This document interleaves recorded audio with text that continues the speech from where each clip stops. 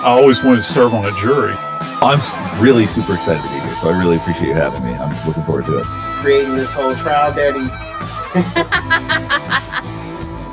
I give a big shout out to the 13th Juror Podcast and Brandi. Yeah, I applaud you guys. Keep doing what you're doing. Every time you run into Phil Barber, you should reach for it.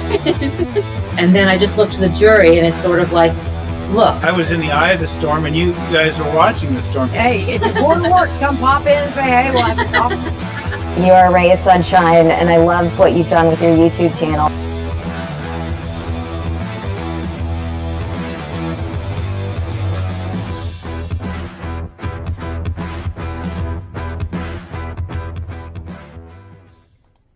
Good morning. Good morning. Hello. Hello. Happy Friday Eve. Happy Friday Eve. So happy. So happy. Hello, good morning. Come on in, come on in. I pulled up the docket for today from Michelle Traconis, and it's showing that she's having the contempt. It shows arraignment. Supposed to be at 9 this morning, but I can't find any feed on it. So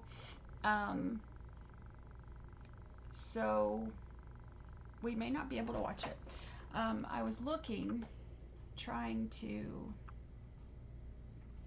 Hello.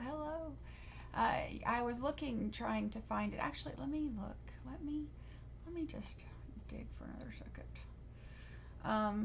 I did have. If you didn't see this morning, I put another feed or another stream up. Kels Bills, welcome. I did put another stream up. We're gonna watch the Madeline Soto press conference at 1 o'clock. 1 o'clock my time.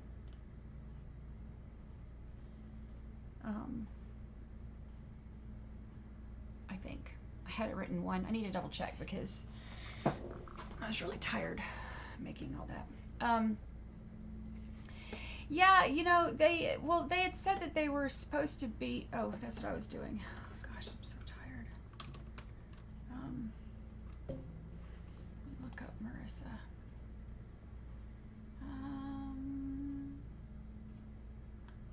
See, normally Marissa is in there for all of this stuff, and she.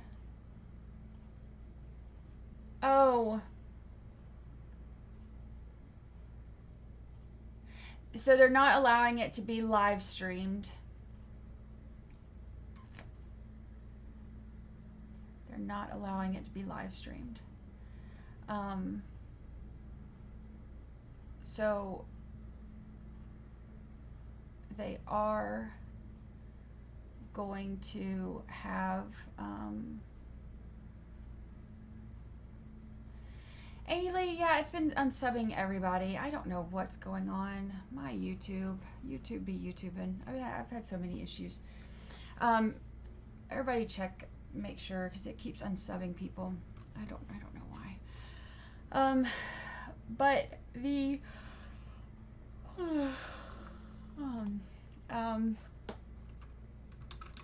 no live stream for.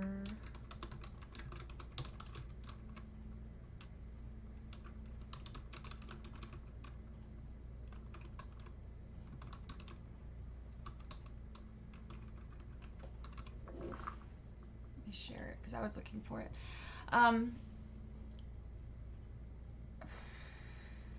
Yeah, so the court is not allowing it to be live streamed, but Marissa is there and will be updating us on what happens when it happens. So that stinks, huh?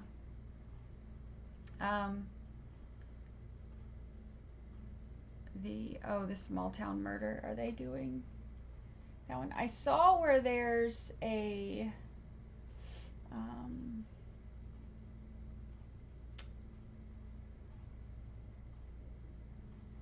I saw where there was a trial where somebody was let's see, accused of killing a mom the day after Christmas, 23-year-old mother the day after Christmas 2022.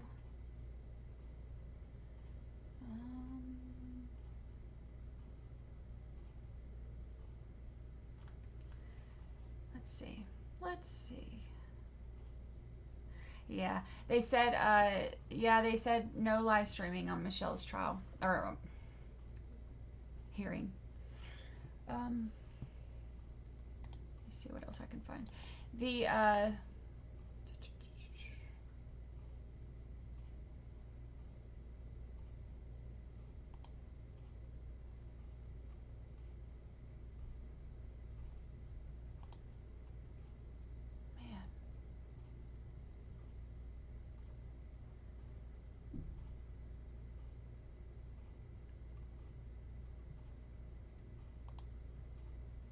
some people are just shitty people, aren't they?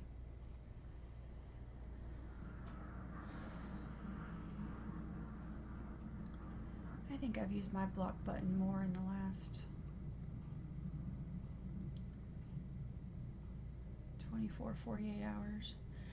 All right, let's see. So let's see what we got going on. I know y'all are wanting live trials. I've been trying to balance that with all the other stuff.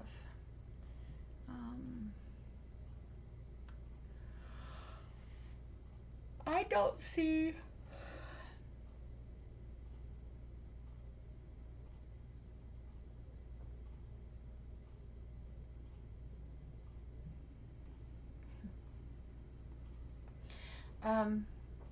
the small town.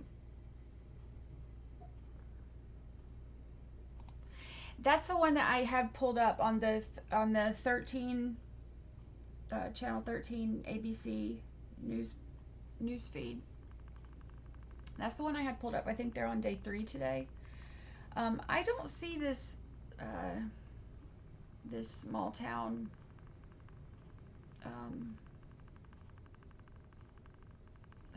the small town murder one thing. Let me see. Lily's mom, happy 8-month anniversary. Happy 8-month anniversary.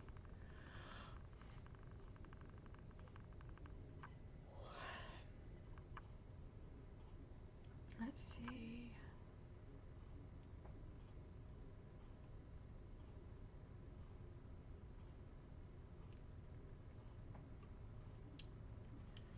I remember I saw that there were the opening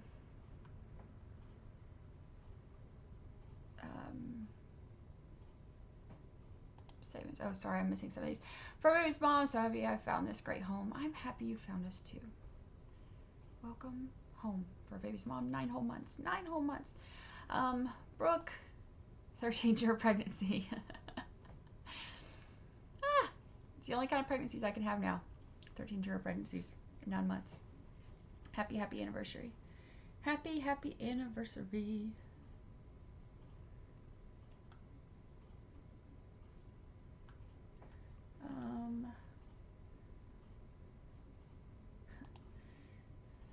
13-year baby.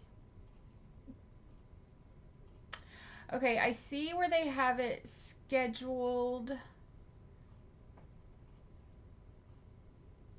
for 9 a.m. This is the Verrill one, the small town murder one. Small town. I need coffee. Small town secrets murder trial. I have no idea what it's even about. Amy sent it to me the other day. But I see it's scheduled. A drug ring, a double. Go away. Sorry, Julie Grant. I didn't mean that. You're lovely. Videos. Okay, so we're on. I don't know anything about either of them. Honestly, we have what are they both on day 3?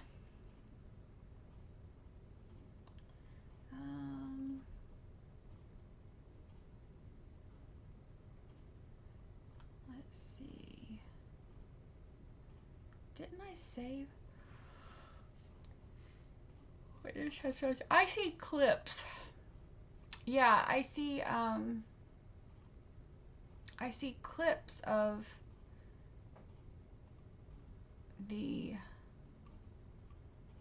I saw clips where they had the openings for it. Let me see if I can find. I thought I saved that. But is today, what day is today for that one? 3?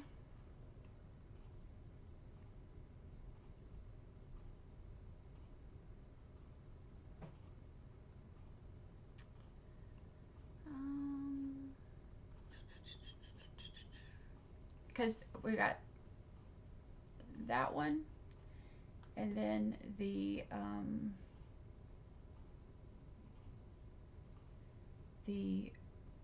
man accused of killing 23-year-old mother on the day after Christmas.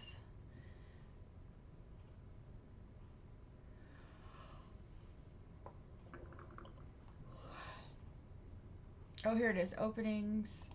So what is this? What on Friday, January. Timothy Verrill's defense say the victims fought their killer, and DNA evidence under the fingernails exclude the defendant from the Farmington murders.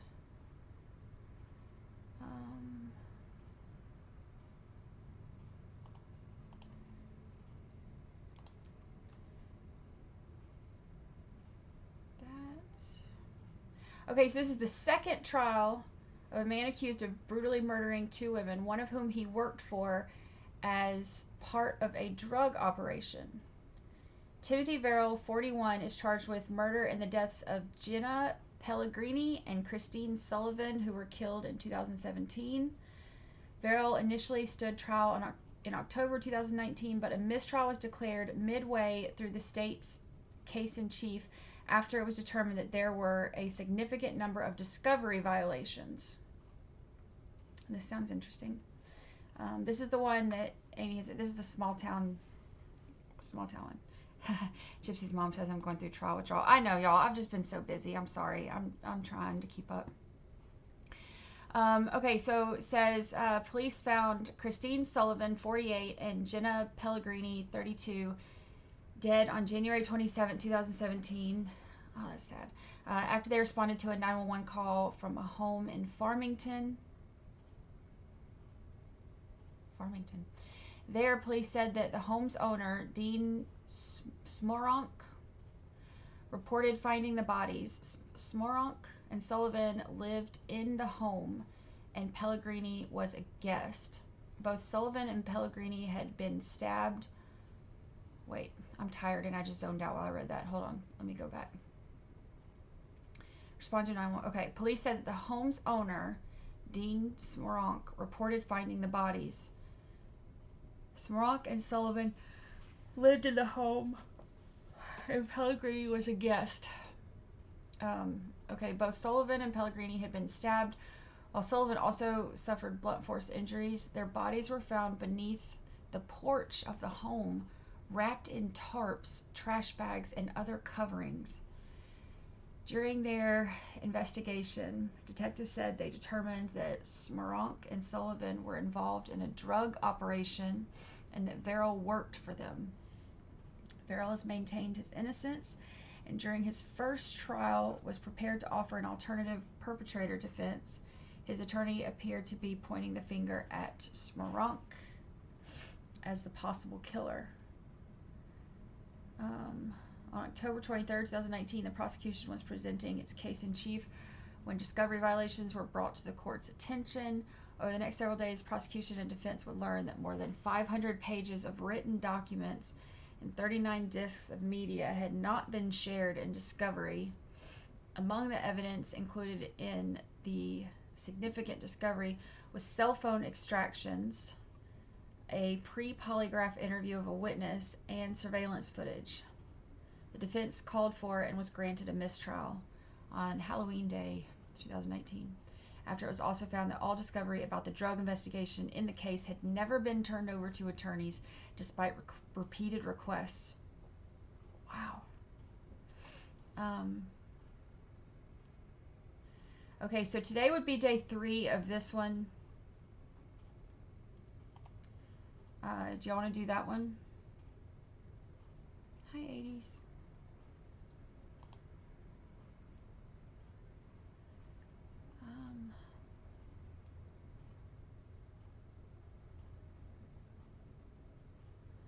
Let's see.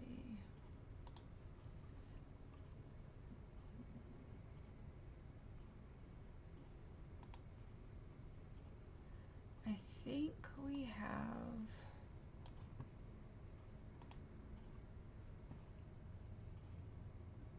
All right, let's see. Let's see what we got here. This is the link for day 1. They don't have like a continuous stream, so we'll have to find... 2017, the defendant, Timothy Verrill, a paranoid drug dealer, trying to protect himself, his business, and his boss, brutally murdered Christine Sullivan and Jenna Pellegrini. Oh, that's not... Hold on. I'm gonna have to find... I have to go back and find the actual clips because that's going to be like them talking about it.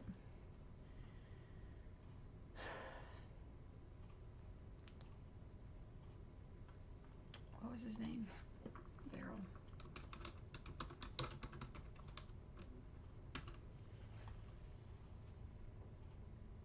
All right, here's the state's opening. Let's try this again.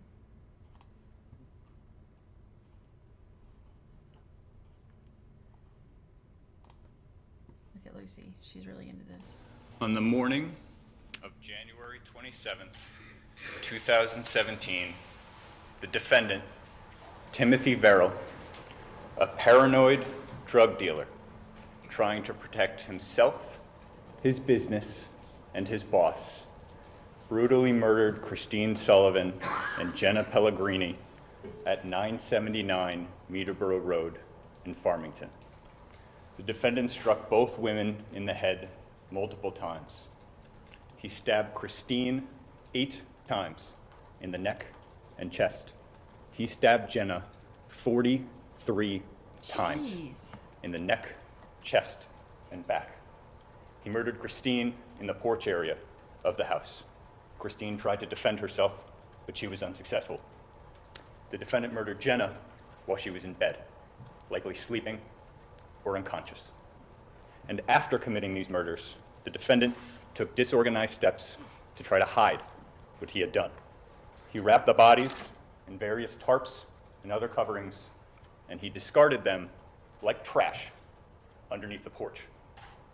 A large pool of Christine's blood had frozen outside on the porch, so the defendant attempted to melt the ice using Prestone driveway heat ice melter. He also covered the icy blood with a small rug. The defendant also concealed a number of bloody items, as well as some of Jenna's personal belongings, in a black plastic and a clear plastic trash bag in the laundry room of the house. 979 Meterborough Road was the home of Dean Smoronk, the on-again but mostly off-again boyfriend of Christine Sullivan. Christine lived there too. Dean and Christine were drug dealers, and the defendant worked for them. In fact, the defendant would sometimes take over business when Dean and Christine went away, such as when they would go down to Florida. In January of 2017, the defendant had started acting strange. He was using a variety of drugs. He grew distant and paranoid, at times not even seeming to be aware of what was going on around him. Friends were so concerned that they tried to get the defendant to see a doctor.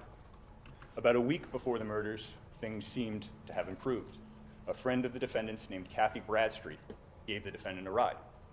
During that ride, she noticed he seemed to be doing better. The defendant told Kathy that he had been doing too many drugs and that he had been having crazy thoughts, but that he had stopped doing everything. However, not long after that, if he had even ever truly stopped at all, the defendant began using drugs again. Cocaine, crystal meth, and others. And he once again grew anxious, frantic, and emotional. Let's start by focusing on the end of January 2017. Early in the morning of January 25th, 2 days before the murders, Dean left his home in Farmington to travel to Florida, flying out of the Logan Airport in Boston. Dean had installed a surveillance system inside the house at 979 Meterboro Road. And you'll see video and images of Dean preparing to leave at about 3:50 that morning. Dean is the man circled in blue, and the man circled in orange there is Josh Caldwell, who at the time was a drug associate of Dean, Christine, and the defendants. You'll also see video and images from the Logan Airport, showing Dean going through security at about 5:30 and boarding his plane at about 5:55 that morning.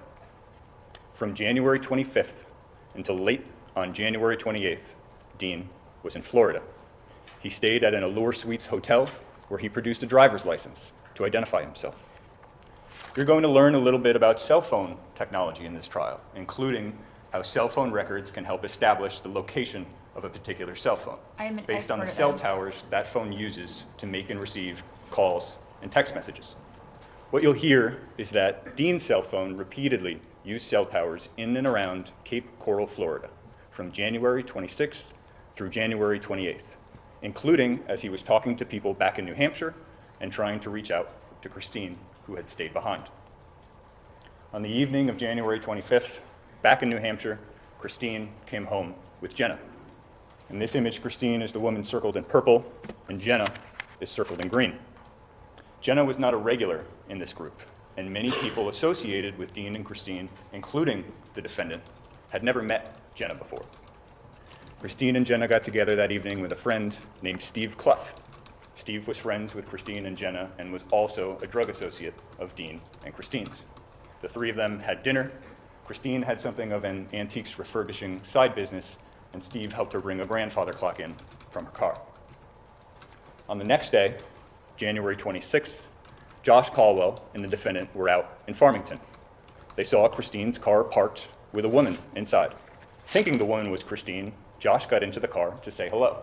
He discovered that it wasn't Christine. The woman in the car was Jenna. The defendant stayed in his car. He didn't get out, and he didn't meet Jenna. Then the defendant and Josh went back to Josh's house, where the defendant stayed until the early evening. After leaving Josh's at about 10 p.m., the defendant texted Josh to say that he was heading to Dean's house.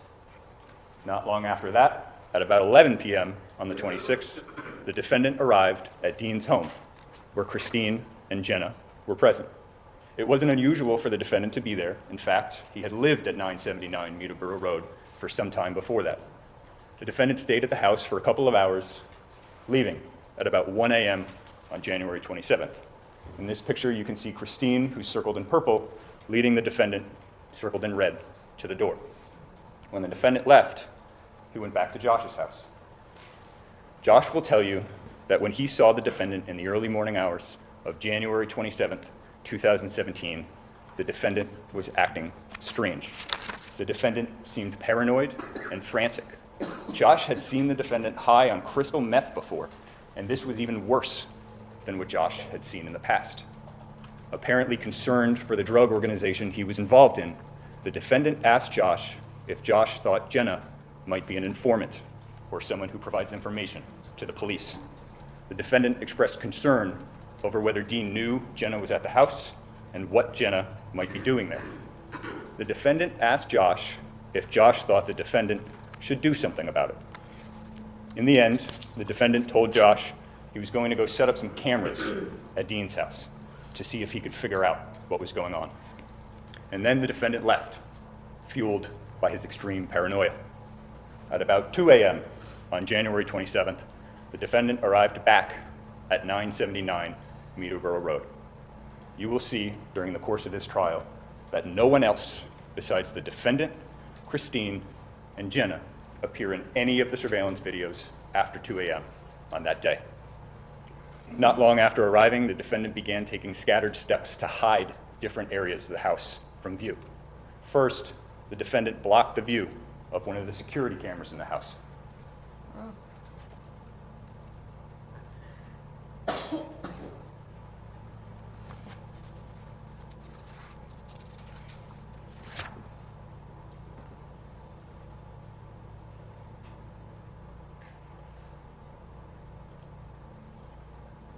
Oh, it showed the video and doing it. Sorry, I'm making a thumbnail so that we have. Then, during the 4 a.m. hour, the defendant went back and forth between the house and the detached garage.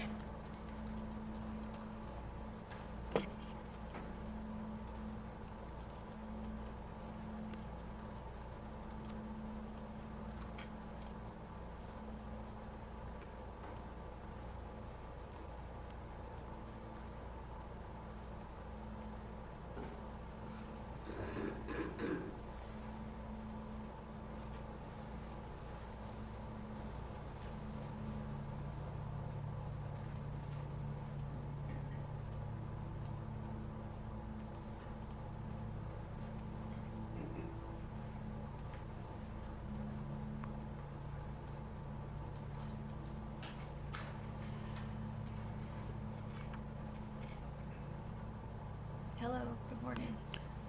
You'll see that the defendant went back and forth between the house and the garage multiple times. Crime scene investigators would later find that all of the ground level windows in that garage had been covered in green spray paint. They would find in the laundry room of the house 2 used cans of green spray paint, each of them with the defendant's fingerprints on them. According to the surveillance videos, in the early morning hours of January 27th, Christine was wearing what appears to be a cowl neck sweater, lighter colored pants, and has on a noticeable pendant necklace. You'll hear that cell phone records of Christine's phone show that she placed a call to Dean at 1:47 a.m. The two of them spoke for about 15 minutes. That was the last outgoing communication from Christine's phone. Jenna was apparently in and out of bed in the morning of the 27th. She took some selfies from bed between 4 and 5 a.m., and the security camera showed she was doing laundry at about 6:40 in the morning. The videos show that at that time, Jenna was wearing a darker colored hoodie over a lighter hoodie with some writing on it. The selfies show that lighter hoodie had pink strings on it, and it was over a shirt with a small floral print on it. They're pretty. Jenna would soon be murdered in that exact spot. The last video captured by the 979 Meterboro Road surveillance system on January 27th shows only the defendant. At about 6:57 a.m., the defendant quickly walked to the door and locked it.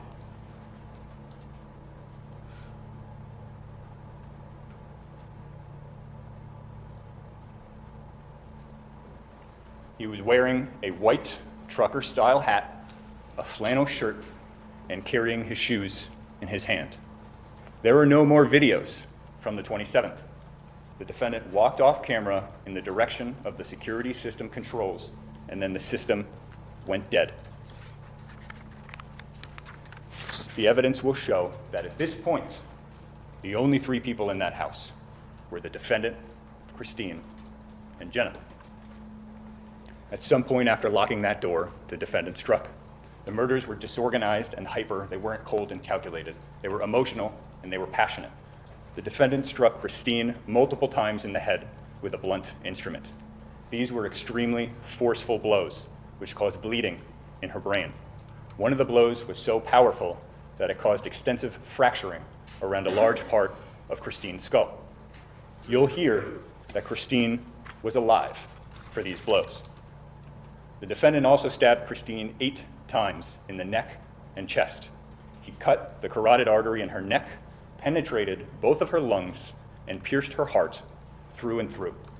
You'll hear Christine was alive for at least some of those wounds. Christine tried to defend herself. She suffered broken and cut fingers in an attempt to ward off this vicious attack, but she wasn't successful. The chief medical examiner for the state of New Hampshire would later rule Christine's death a homicide, caused by multiple stab wounds with perforations of the lung and heart and blunt impact injuries of the head, causing complex skull fractures and bleeding and swelling of the brain. The attack on Christine likely took place in the outdoor porch area, as her blood would later be found in that location. The defendant murdered Jenna while she was in bed. There was no evidence that she tried to defend herself. She was likely sleeping or unconscious at the time. As with Christine, the defendant also struck Jenna in the head, causing fractures of the skull and brain bleeding, although not quite as extensive as what he had caused Christine. Jenna was alive for these blows. The defendant then stabbed Jenna to death, inflicting 43 stab wounds to her neck, chest, and back. He sliced her carotid artery and her jugular vein and pierced each of her lungs multiple times. Jenna also suffered multiple fractured ribs. You'll hear she was alive for at least some of those wounds. The chief medical examiner would later rule Jenna's death a homicide caused by multiple stab wounds with perforations of the left carotid artery and lungs. After murdering these women, the evidence will show the defendant tried to clean up the scene. His efforts were as disorganized and hyper as the killings themselves. He hid the bodies by wrapping them in bedding, drop cloths, and a frayed tarp. The tarp left blue strings in Jenna's room and throughout the house. He then discarded the bodies under the porch, piling junk on top of them as if they were trash. You'll see and hear that beneath this bench, wrapped in those tarps and other coverings, investigators discovered the bodies of Christine Sullivan and Jenna Pellegrini. After committing the murders, the defendant returned to Josh Caldwell's house sometime around 11 a.m. or noon on January 27th. When the defendant arrived at Josh's, he grabbed a beer out of his car and went inside. Josh will tell you that when the defendant walked past him to enter the house, he said to Josh, "Interesting night." The defendant was behaving strangely and smelled strongly of body odor. He was wearing only a t-shirt, not the flannel shirt that he had on previously. Continuing with his strange behavior, the defendant asked Josh for a change of pants, which Josh provided and which the defendant then changed into right there on the spot. In addition to the beer he had taken from his car, the defendant began drinking shot after shot of alcohol, about 3 or 4 shots in all. Josh will tell you that the defendant was just staring off into the distance as he was doing this.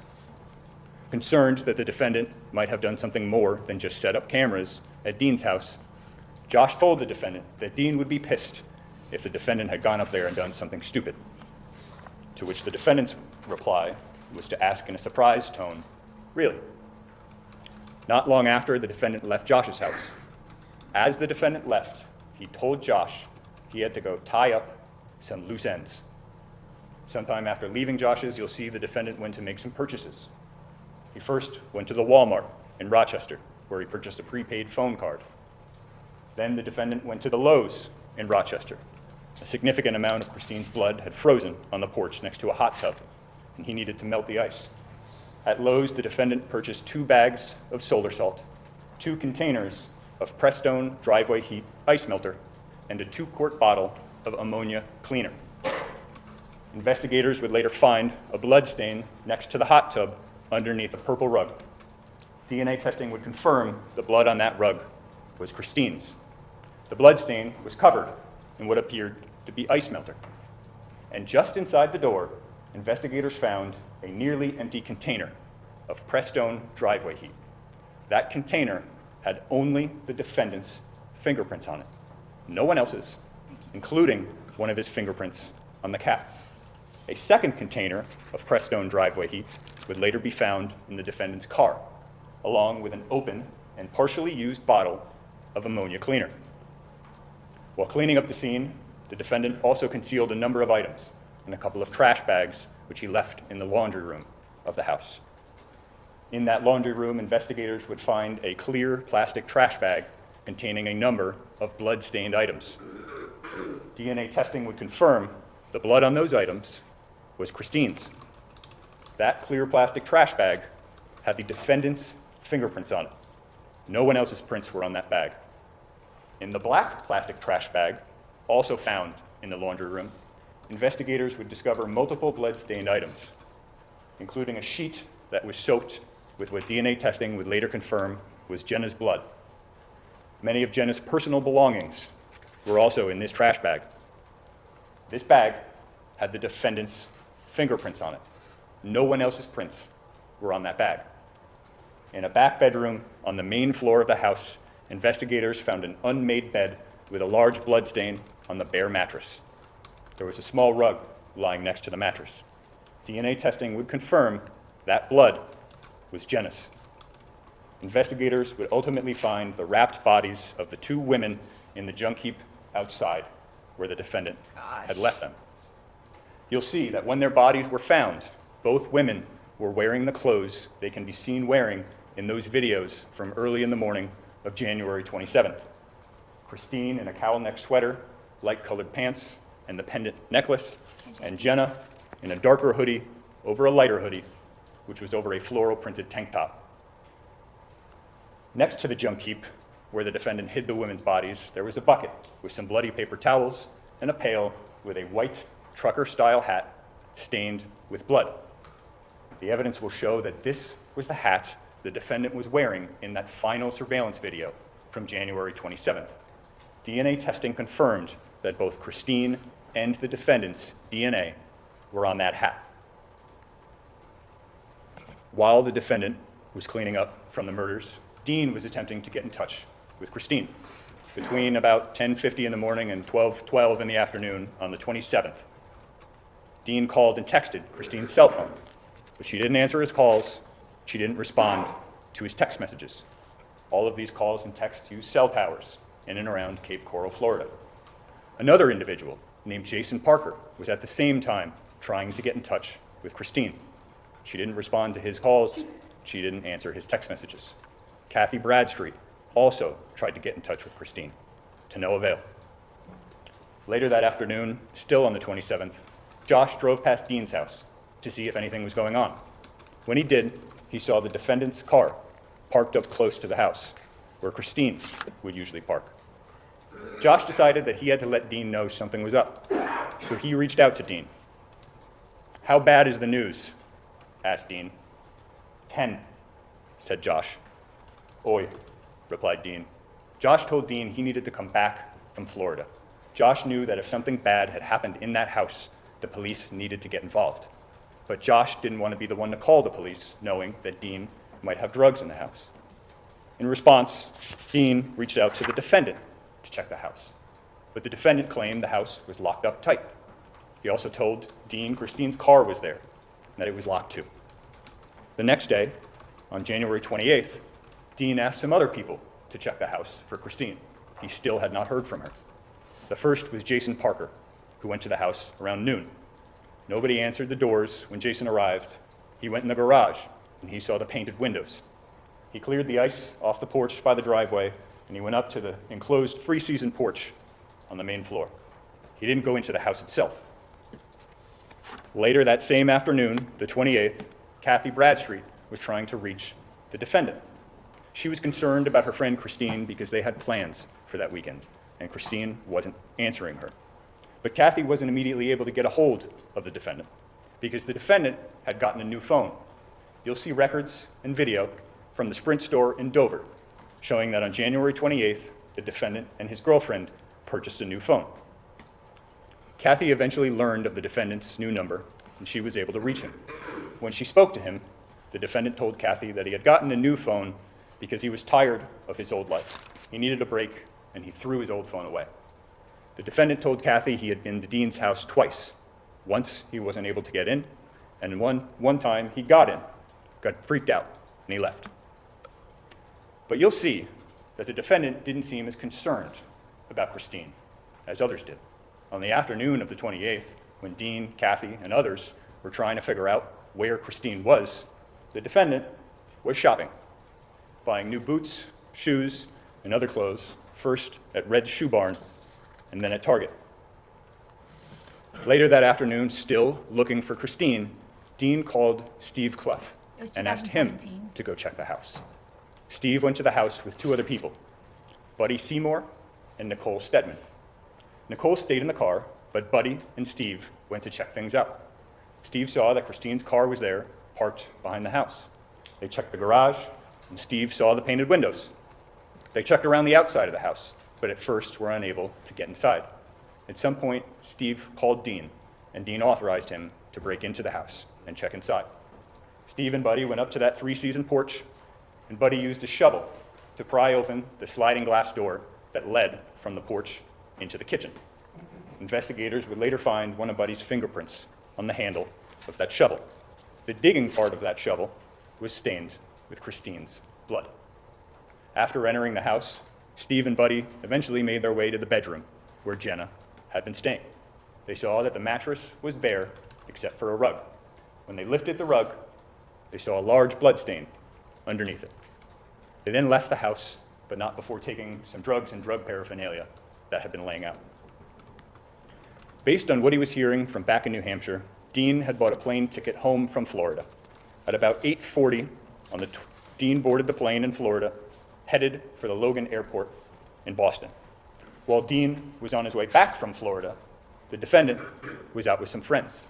He then called his mother, Suzanne, to come pick him up and asked her to take him to rehab. Suzanne will tell you that the defendant seemed hyper and emotional and that she was frightened for him. She took him to the Wentworth Douglas Hospital emergency room to try to get him some help. While there, she heard the defendant tell hospital staff that he had been using cocaine, meth, and some other drugs. Dean arrived back at the Logan Airport at about 11:38 p.m. on the 28th. He was picked up by Josh Caldwell, who brought Dean back to 979 Meterborough Road. They arrived at about 1 or 1:30 in the morning on the 29th. Josh helped Dean clear the house to make sure no one was inside.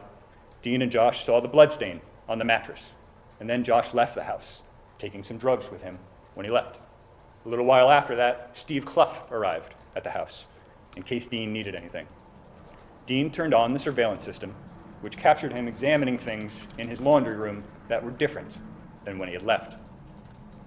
This clip shows a date and time of January 27th at 9:35 a.m. But what the forensic expert who analyzed the surveillance recorder will tell you is that when he turned on the device to analyze it, its internal clock was off. It was off by 1 day, 17 hours, and 18 minutes. If you add 1 day, 17 hours, and 18 minutes to 9:35 on January 27th, you get approximately 2:53 a.m. on January 29th, which you'll see is consistent with when Dean arrived home and was checking his house. In the clip, Dean is dressed in the same clothes he was wearing when he arrived back at the Logan Airport from Florida and when the police arrived later that night.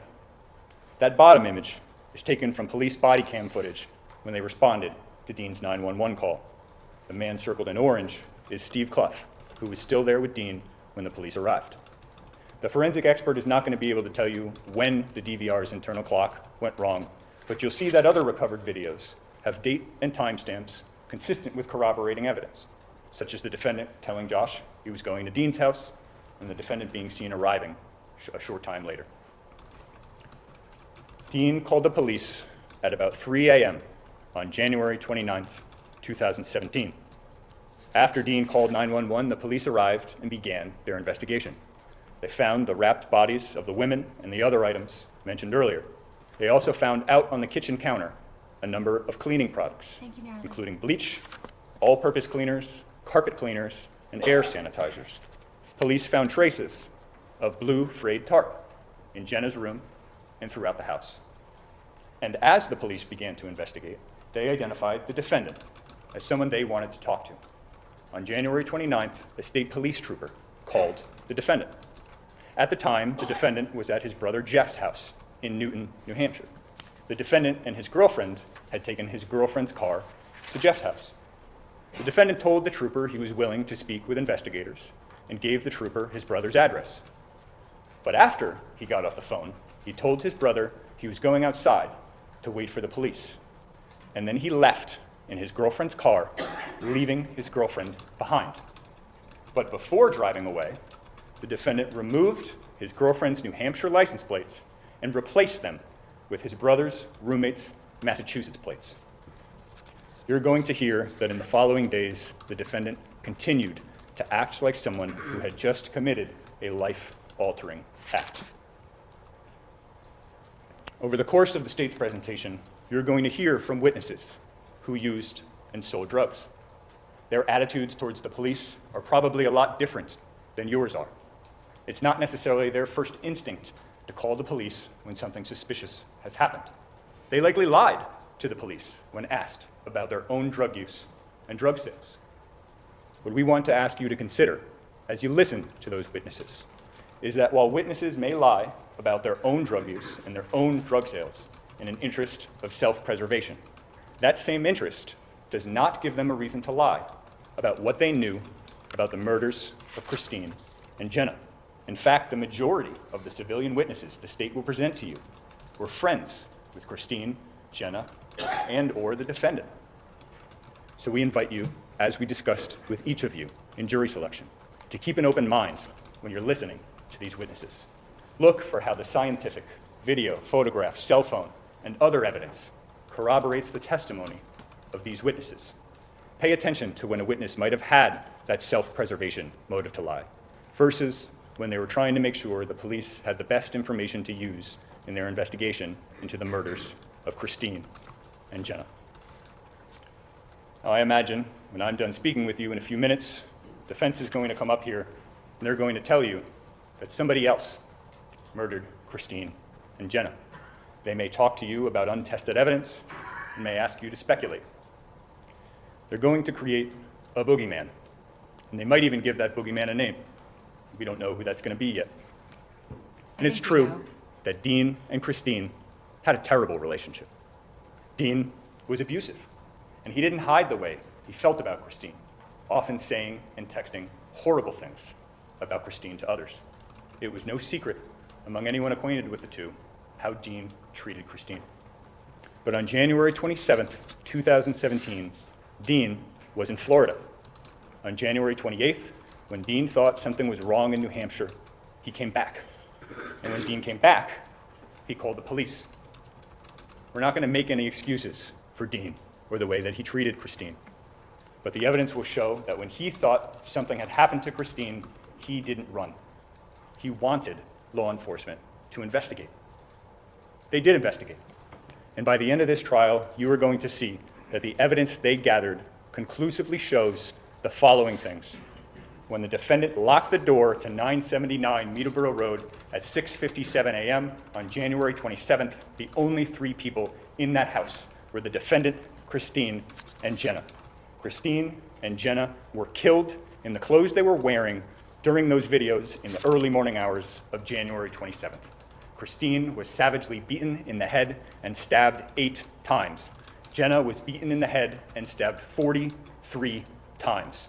And after he murdered them, the defendant concealed their bodies by wrapping them up and piling junk on top of them like trash.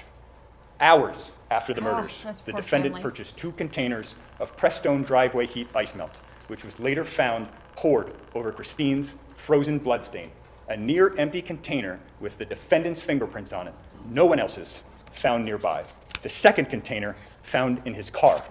Objects stained with Christine's blood were concealed in a clear plastic trash bag with the defendant's fingerprints on it, no one else's.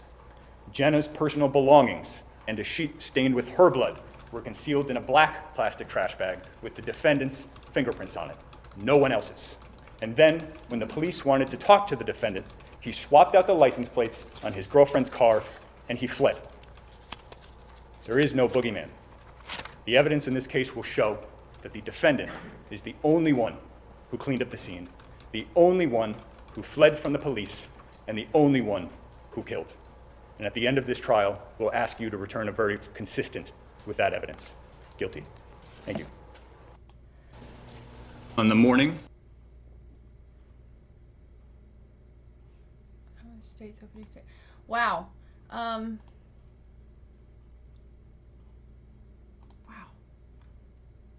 Okay, let's go to defense's opening statement.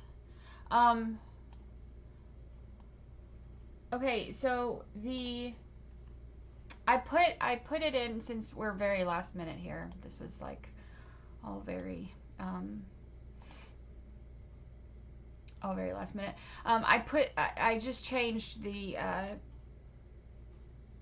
thumbnail and all that, and I put like a little description in the in the description of the video. But the so it looks like hold on, let me pull the picture of our what happened?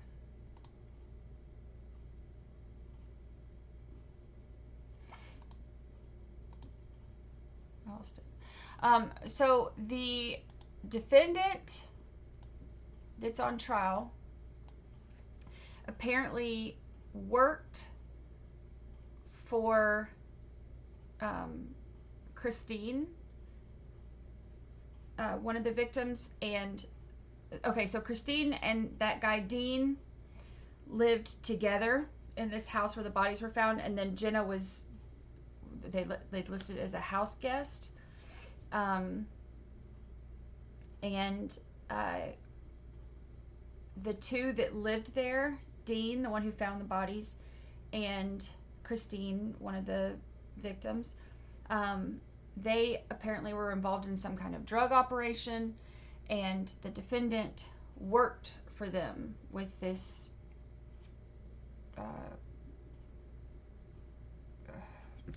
drug operation. Oh, idiots. So that's sorry y'all, I'm so tired. I'm trying to get my sentences out. That's the like kind of very brief Cliff's notes of it. I saw something a minute ago too where it said that Alexa might solve this crime. On Friday, January 27th, Christine and Jenna fought back against their killers. They fought so hard that their killer's DNA got embedded under their fingernails. That killer's DNA was not Tim's. DNA testing definitively excluded him. In the struggle, Christine broke her ring finger and the ring she was wearing. The killer's DNA was on that ring. Again, DNA evidence excluded Tim. Christine fought back so hard that she injured her killer, sending his blood onto the ceiling. Again, that DNA was not Tim's. Tim did not kill Christine and Jenna. Tim was not told to kill Christine or Jenna. And Tim did not have any motive, any incentive, or any reason to kill Christine or Jenna.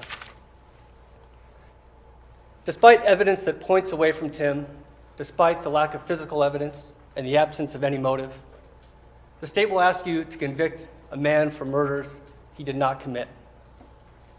Tim is not guilty. This will be a long case. And at the end, you're going to have a lot of questions. Questions that aren't trivial. How long? Questions that are serious and fundamental, that any person would want answered, especially in a case of this magnitude. Questions about the quality of the evidence. These questions are what reasonable doubt is. And the state won't have the answers to these questions.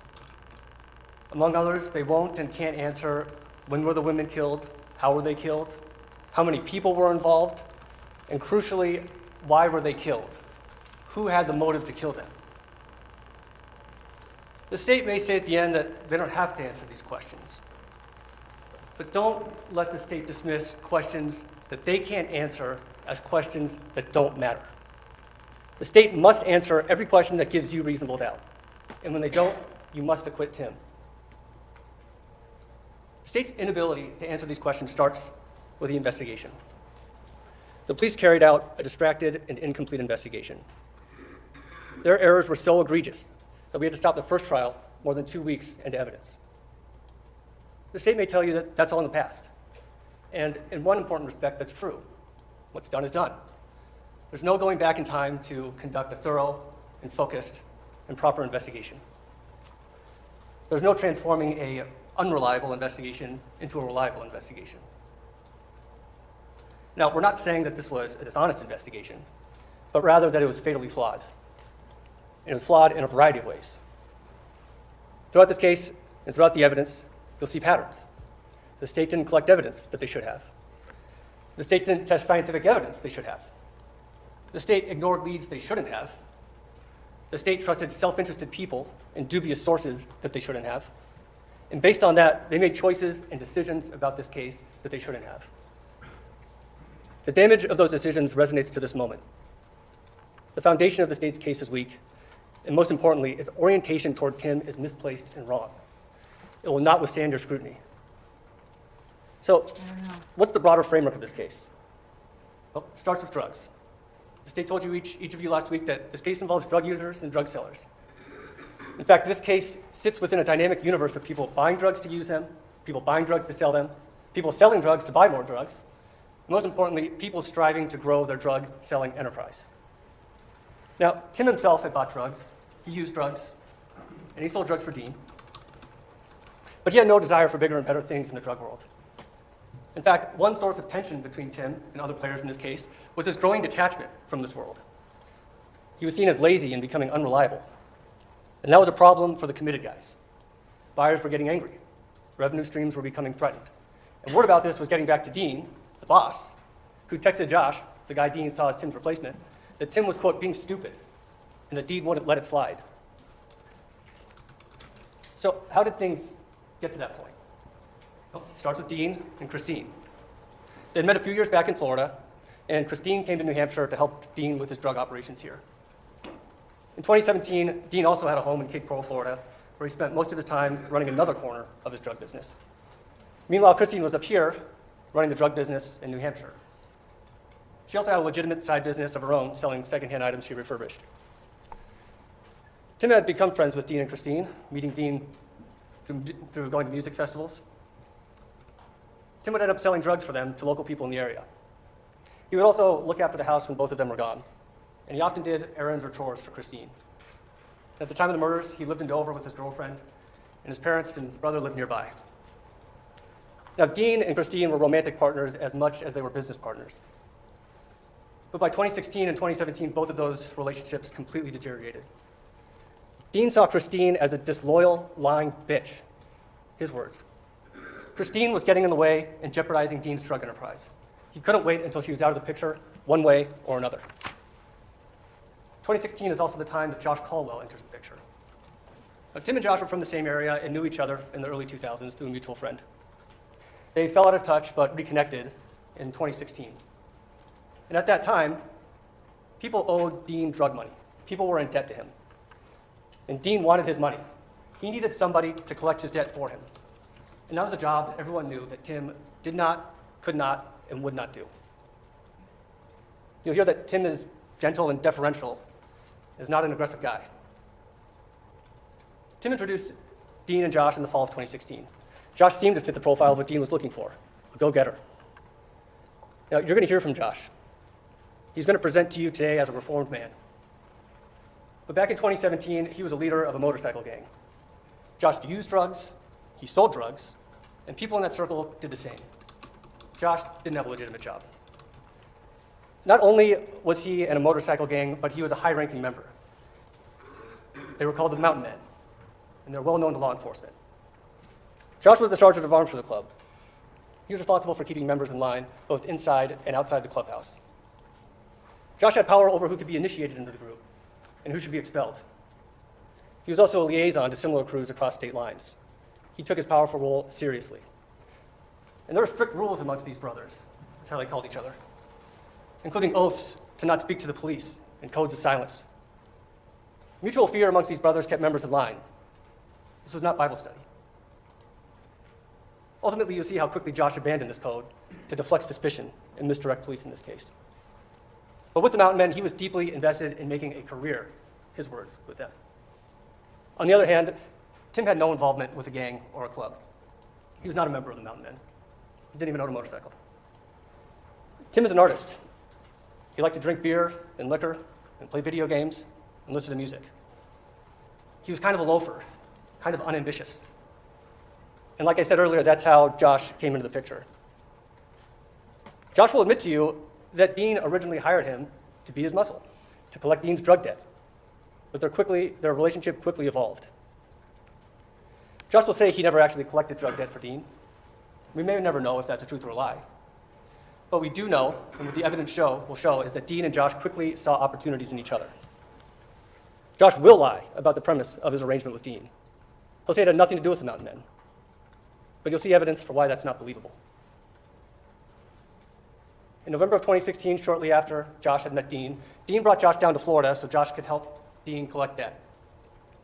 The next month, Dean invited Josh down to Florida again, but this time for a vacation. And Josh's girlfriend, Cassie, was invited too. Josh was moving up. To Dean, Josh represented untapped streams of drug revenue. Josh's connections both inside and outside of the club meant more numbers. More people to work for Dean, more people to buy drugs from Dean, more people to collect his debt. And as an added benefit, those men came with a code of silence. Now, fast forward to the week of the murders, and Josh was devising a whole system to track this budding enterprise with Dean. To cover their digital tracks, Josh named their business the Hill Ranch Installations. This is not dissimilar to one of his other drug dealing enterprises, in which drug deals were referred to as snowplow contracts. You'll hear about that also. On January 25th, 2 days before the murders, Dean and Josh exchanged giddy texts about their dreams. Dean says, I'm committing each and every resource to this, and it's going to be one hell of a trick, brother. Josh responds, it's going to be a hell of a year, bro. These two cannot wait to get their new and exciting partnership started and be done with their old ties for good. Now, what made Dean and Josh so enthusiastic that week about becoming partners? Well, the previous weekend, the weekend before the murders, Josh invited Dean to come to a party thrown by the Mountain Men at the Mountain Men's Clubhouse. He introduces Dean to his crew, to his brothers. This meant a lot to Josh. He was proving himself to Dean and to his crew. After Dean left the party, Josh texted Dean thanking him for coming and for hanging out with me and my brothers. Josh texted Dean that it meant a lot to him that he came down despite Dean's busy schedule. Dean tells Josh, I was glad to be there, bro. He praises the Mountain Men as quite the clan of good dudes. Josh tells Dean that he truly considers him a brother, and he's proud to call him that. Soon, Josh is signing off his texts with Dean with love and respect, the same tagline he used with his brothers in the Mountain Men. So a few days later, when Dean texts Josh that he's committed every and each resource to this, and that it's going to be a hell of a year, it's because that day Josh told him 20 minutes prior that people are, quote, chomping at the bit to buy his drugs. This is good news for Dean. He asks Josh, I take it there was a very good impression made. Josh responds, very, my brother, very. Remember, this is just days after Josh introduced Dean to the Mountain Men. The same week, the week before the murders, Dean and Josh would discuss the Tim problem. Tim was distancing himself, becoming hard to reach. He was missing delivery appointments. You'll hear from others how Tim was getting sick of this world, but leaving it isn't easy. Instead of saying he wanted out, he would tell them that he just wasn't feeling well or was confused, or that he wasn't feeling like himself. Now, Josh knew that Tim was slacking, and Josh knew that Dean was getting fed up with it. Oh, and Josh knew that Dean hated Christine. Dean would tell things to Josh like, I'm so fucking sick of that bitch. I have to get her out of my life as soon as possible. Language. Josh was ready to seize the opportunity in front of him, and Dean welcomed it. Tim was becoming disposable. On January 25th, 2 days before the murders, Dean was about to head to Florida. But not before Dean and Josh texted each other about the importance of seeing each other. 3 a.m, Josh went to Verrill, Dean's house. You'll see video from the home surveillance system showing Josh and Dean at that time. You'll see Dean showing Josh and pointing out the surveillance system. Before that, Josh had no need to know about the surveillance system. But for some reason, that early morning, Dean wanted to make sure Josh knew how it operated. Then they walked out of the house, Josh went home, and Christine drove Dean to the airport. When Dean flew back 5 days later, Christine was dead, and Josh picked him up at the airport. You may be tempted to fixate on those 2 or 3 days, but doing so would be at the expense of critical context and essential information. That could help explain what happened. Another reason that you must consider the context is because what we know about that weekend is limited by the incomplete investigation that followed. An investigation that was sloppy, distracted, and mismanaged. The pattern you'll see throughout the evidence is that the police listened to the wrong people, They looked in the wrong directions, and they missed leads that could never be recovered. Now, when it comes to the investigation, it's important to know that federal agents were investigating Dean's multi-state drug operation prior to the murders. And within days of the murders, before the crime scene was even cleared, the New Hampshire police learned about that investigation. Within a few weeks, a decision was made to leave to the feds the drug investigation in New Hampshire to be in charge of the murder investigation. However, the federal agency would still use state manpower to pursue their own drug investigation, even though those officers remained assigned to the murder investigation.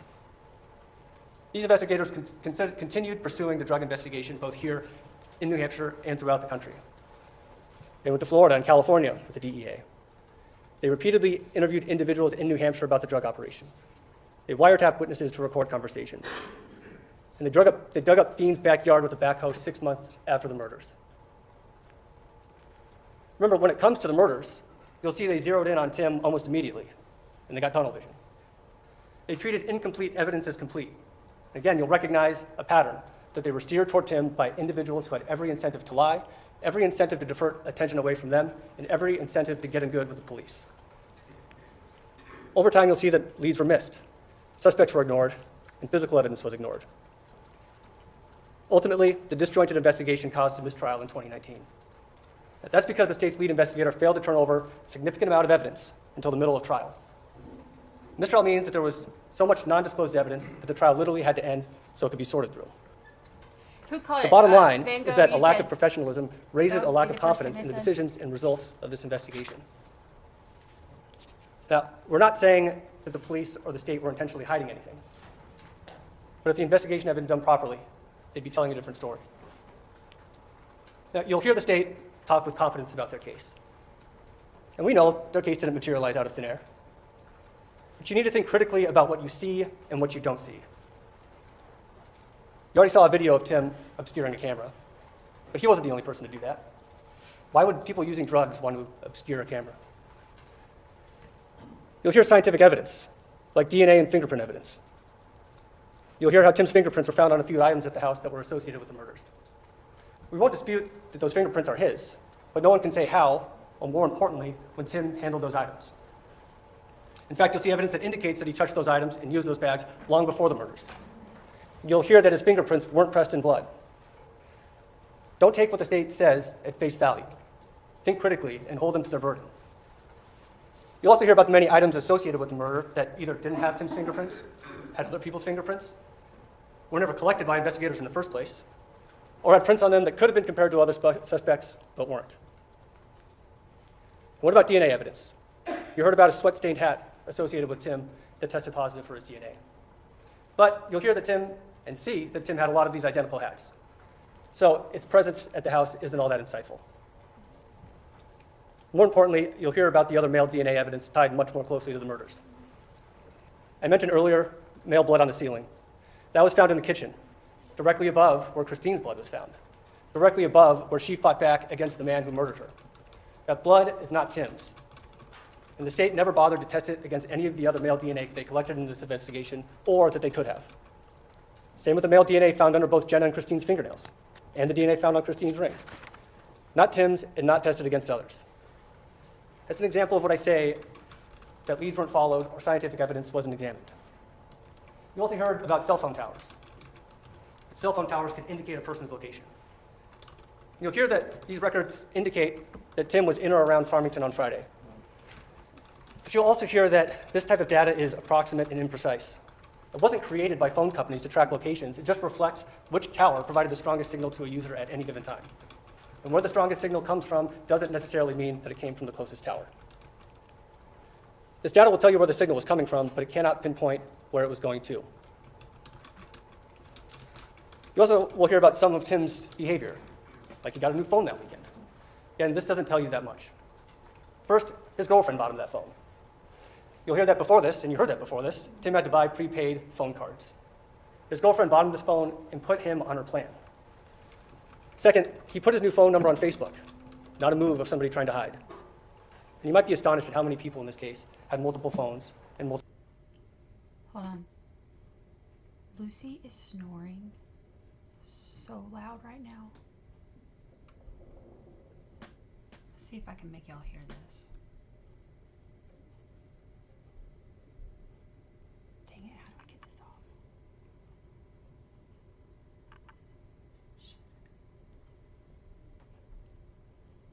know how to get it off. I was gonna try to put my microphone down there. She is snoring so loud. Multiple phone numbers. The state's case will be at its strongest if you narrow your vision to the evidence that supports their case, and if you discourage yourself from pushing against those false boundaries. But don't let the state dismiss the questions you will have as insignificant or as speculation. Critically thinking and upholding your oath and duty is not speculating. Your questions will reflect reasonable doubt and expose how inadequate the investigation was and how incomplete this case is. I think this is a good time to talk about Jenna. We don't know much about Jenna, and the state's not going to tell you much about her either. The investigation barely looked into her. The state knew about some of the men she was close with. They knew that she was on the verge of homelessness when Christine led her into her home once Dean left for Florida. But what was going on with her? Why was she in that position? Did anyone have a motive to kill her? You heard how brutal her murder was. Over 40 stab wounds, like it was a crime of passion. We have few answers about Jenna or her killer because the state barely investigated how she spent her final days. But the state will use Jenna as a tool to try to create a narrative against Tim. You may be encouraged to believe that Tim was supposedly concerned about Jenna. She is an informant. But this suggestion doesn't withstand scrutiny. First, Jenna was Christine's guest, and Tim was deferential to Christine. He trusted Christine. Second, let's go to early Friday morning. The state referenced that Tim was at Josh's house. After Tim hung out with Josh, he returned to Muterboro, returned to the home, where he hung out with Christine and Jenna for hours. The women were alive and happy when he was there, and they still were when he left. This part is well documented. On video, you've seen some of it. You'll see Christine and Jenna doing chores, doing laundry, walking around. You'll see Christine on the enclosed porch, where she was likely refurbishing items to sell, and Tim was doing what he frequently did, helping her with her projects. Meanwhile, they were listening to music on an Alexa speaker. You'll hear their voices, their demeanor, as they shouted out names of songs and sang aloud. If Tim was ever skeptical of Jenna, the evidence shows that any skepticism was gone by the early hours of Friday. At the same time, you'll hear evidence and suggestions that Tim killed these women because he was out of his mind. Again, the documented evidence of Tim on those videos and in that audio presents an average man doing normal things, not a crazed maniac. One more point about this. Although you'll hear about Tim's demeanor from Josh and Dean, you'll hear from other witnesses who knew about Tim, like Kathy Bradstreet, that she saw him shortly before the murders, and he looked much better and healthier than he did the month prior. And you'll hear that Tim's general feeling of being ill or in discomfort coincided with his efforts to reduce his drug use. Why will you hear suggestions about Tim losing his mind and becoming homicidal? Because you won't hear any credible or convincing explanation for why Tim would commit heinous murders. He had no motive to kill them. Suggestions that Tim became a homicidal maniac because he may have been feeling dazed or unwell is speculation. It's wild speculation. It's the type of speculation that the state has warned you not to take. I'll leave you with a few quick points to think about. Consider the other players you will learn about in this case, their suspicious behavior that they can't account for, their trips to the house, their cryptic communications, their associations with Dean. One moment that will stick out to you is from the Friday afternoon the women were killed. Josh sends Dean an urgent message. There's a problem. On a scale of 1 to 10, this emergency is a 10. You saw those texts on the screen. Josh wants to talk immediately, but not over the phone and not over text. The conversation, he says, must be over an untraceable, encrypted app. What do you think that conversation was about? Josh will say he was just expressing concern about Christine. But guess who Josh never texts or calls to check in on? Christine.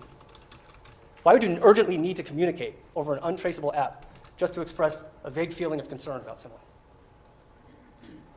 Then on 4 a.m. on Saturday morning, Josh runs to the house alone to snatch a camera outside he believed may have captured the killer. Why? Josh thought that this camera was independent from the rest of the surveillance system, which had 8 or 10 cameras throughout the property. He thought this camera could record even if the rest of the system was shut down. You'll hear that he was wrong, but it won't answer the obvious question of why he did that. You also heard a little bit about the other people that went to the house that weekend at the behest of Dean. What were all these people not doing, including Josh and Dean when Dean finally arrived? They weren't calling the police, not for days. Finally, when Dean eventually gets to the house early Saturday morning, after spending 90 minutes in the car with Josh from the airport, he waited 2 hours before calling the police. Instead, he and Josh walked around the house. Dean took pictures of a bloody mattress and texted it to friends. Dean turned the surveillance system back on. It took 2 hours for Dean to call 911. At the end of the case, the state may argue that they don't need to prove exactly what happened, as long as they prove their case beyond a reasonable doubt. They may say that questions you have aren't relevant to the deliberations, that they aren't relevant to the elements, that they answered everything you needed to hear. Remember, these are arguments. Hold the state to its burden. Don't let them shed it. Don't walk away thinking that your significant and fundamental questions aren't important, because they are. And they arise from the many sources of reasonable doubt throughout this case. One thing is indisputable. The state needs to prove to you exactly who killed these women. They're speculating it was Tim. They're pointing at the wrong man. The evidence doesn't support convicting Tim. Tim did not kill those women, and Tim is not guilty. Thank you. Okay. On Friday, January. So that's the two openings. They don't have the entire first day, and I don't think they have the entire second day. They have one more clip from yesterday, I believe. Let me see.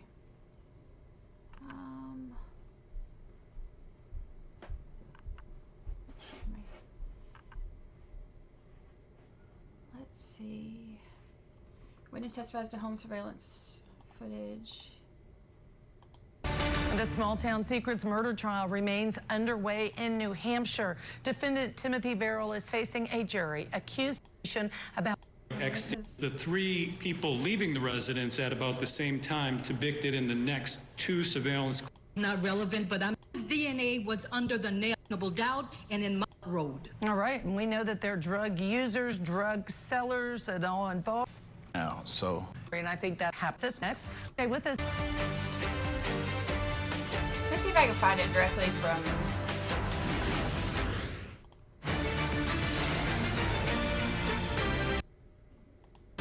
We're both here today giving you your front row seat to justice.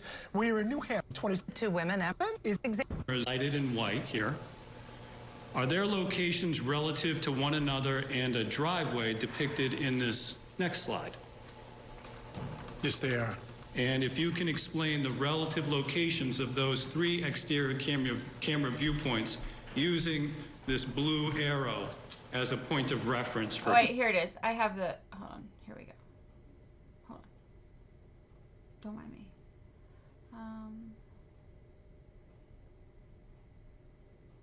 In white here. Are there locations relative to one another and Oh wait. each Same thing. surveillance camera? Sorry, I was trying to find like the actual camera, footage, but. one in yellow shows the Meterboro Road entrance to the driveway. Real quick, so because they don't have the full. Today is day 3, and they're live today, so we're gonna catch up because you can't really they didn't give us much to watch from day 1 and 2. We got to see the openings, and we got to see. We get to see some of this, but today, like day 3, they're actually showing it, so we'll be able to watch it. But for some reason, day 1 and 2, they're kind of shady about their coverage. So the day 2 highlights that it says. Video clips from the home surveillance that are shown to the jury, which is this witness is testifying about that home surveillance footage.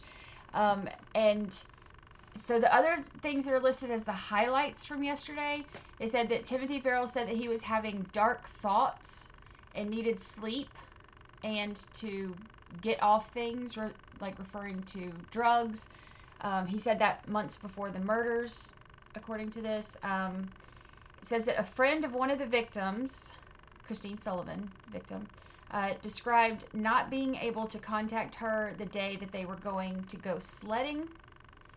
Alexa recordings captured audio on the morning of January 27th, 2017 from Sullivan and Verrill asking various questions. So that's the defendant and one of the victims asking questions. Alexa captured that.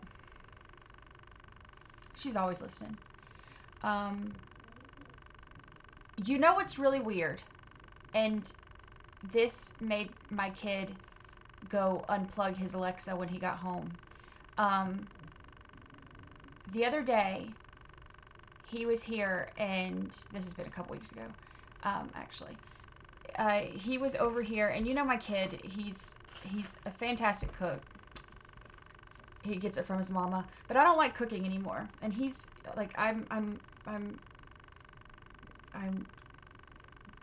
it's harder to cook when it's only one person, when I'm not feeding, you know, like a family or, you know, more than me anymore. And I love Lucy, but I'm not going to cook her meatloaf every night.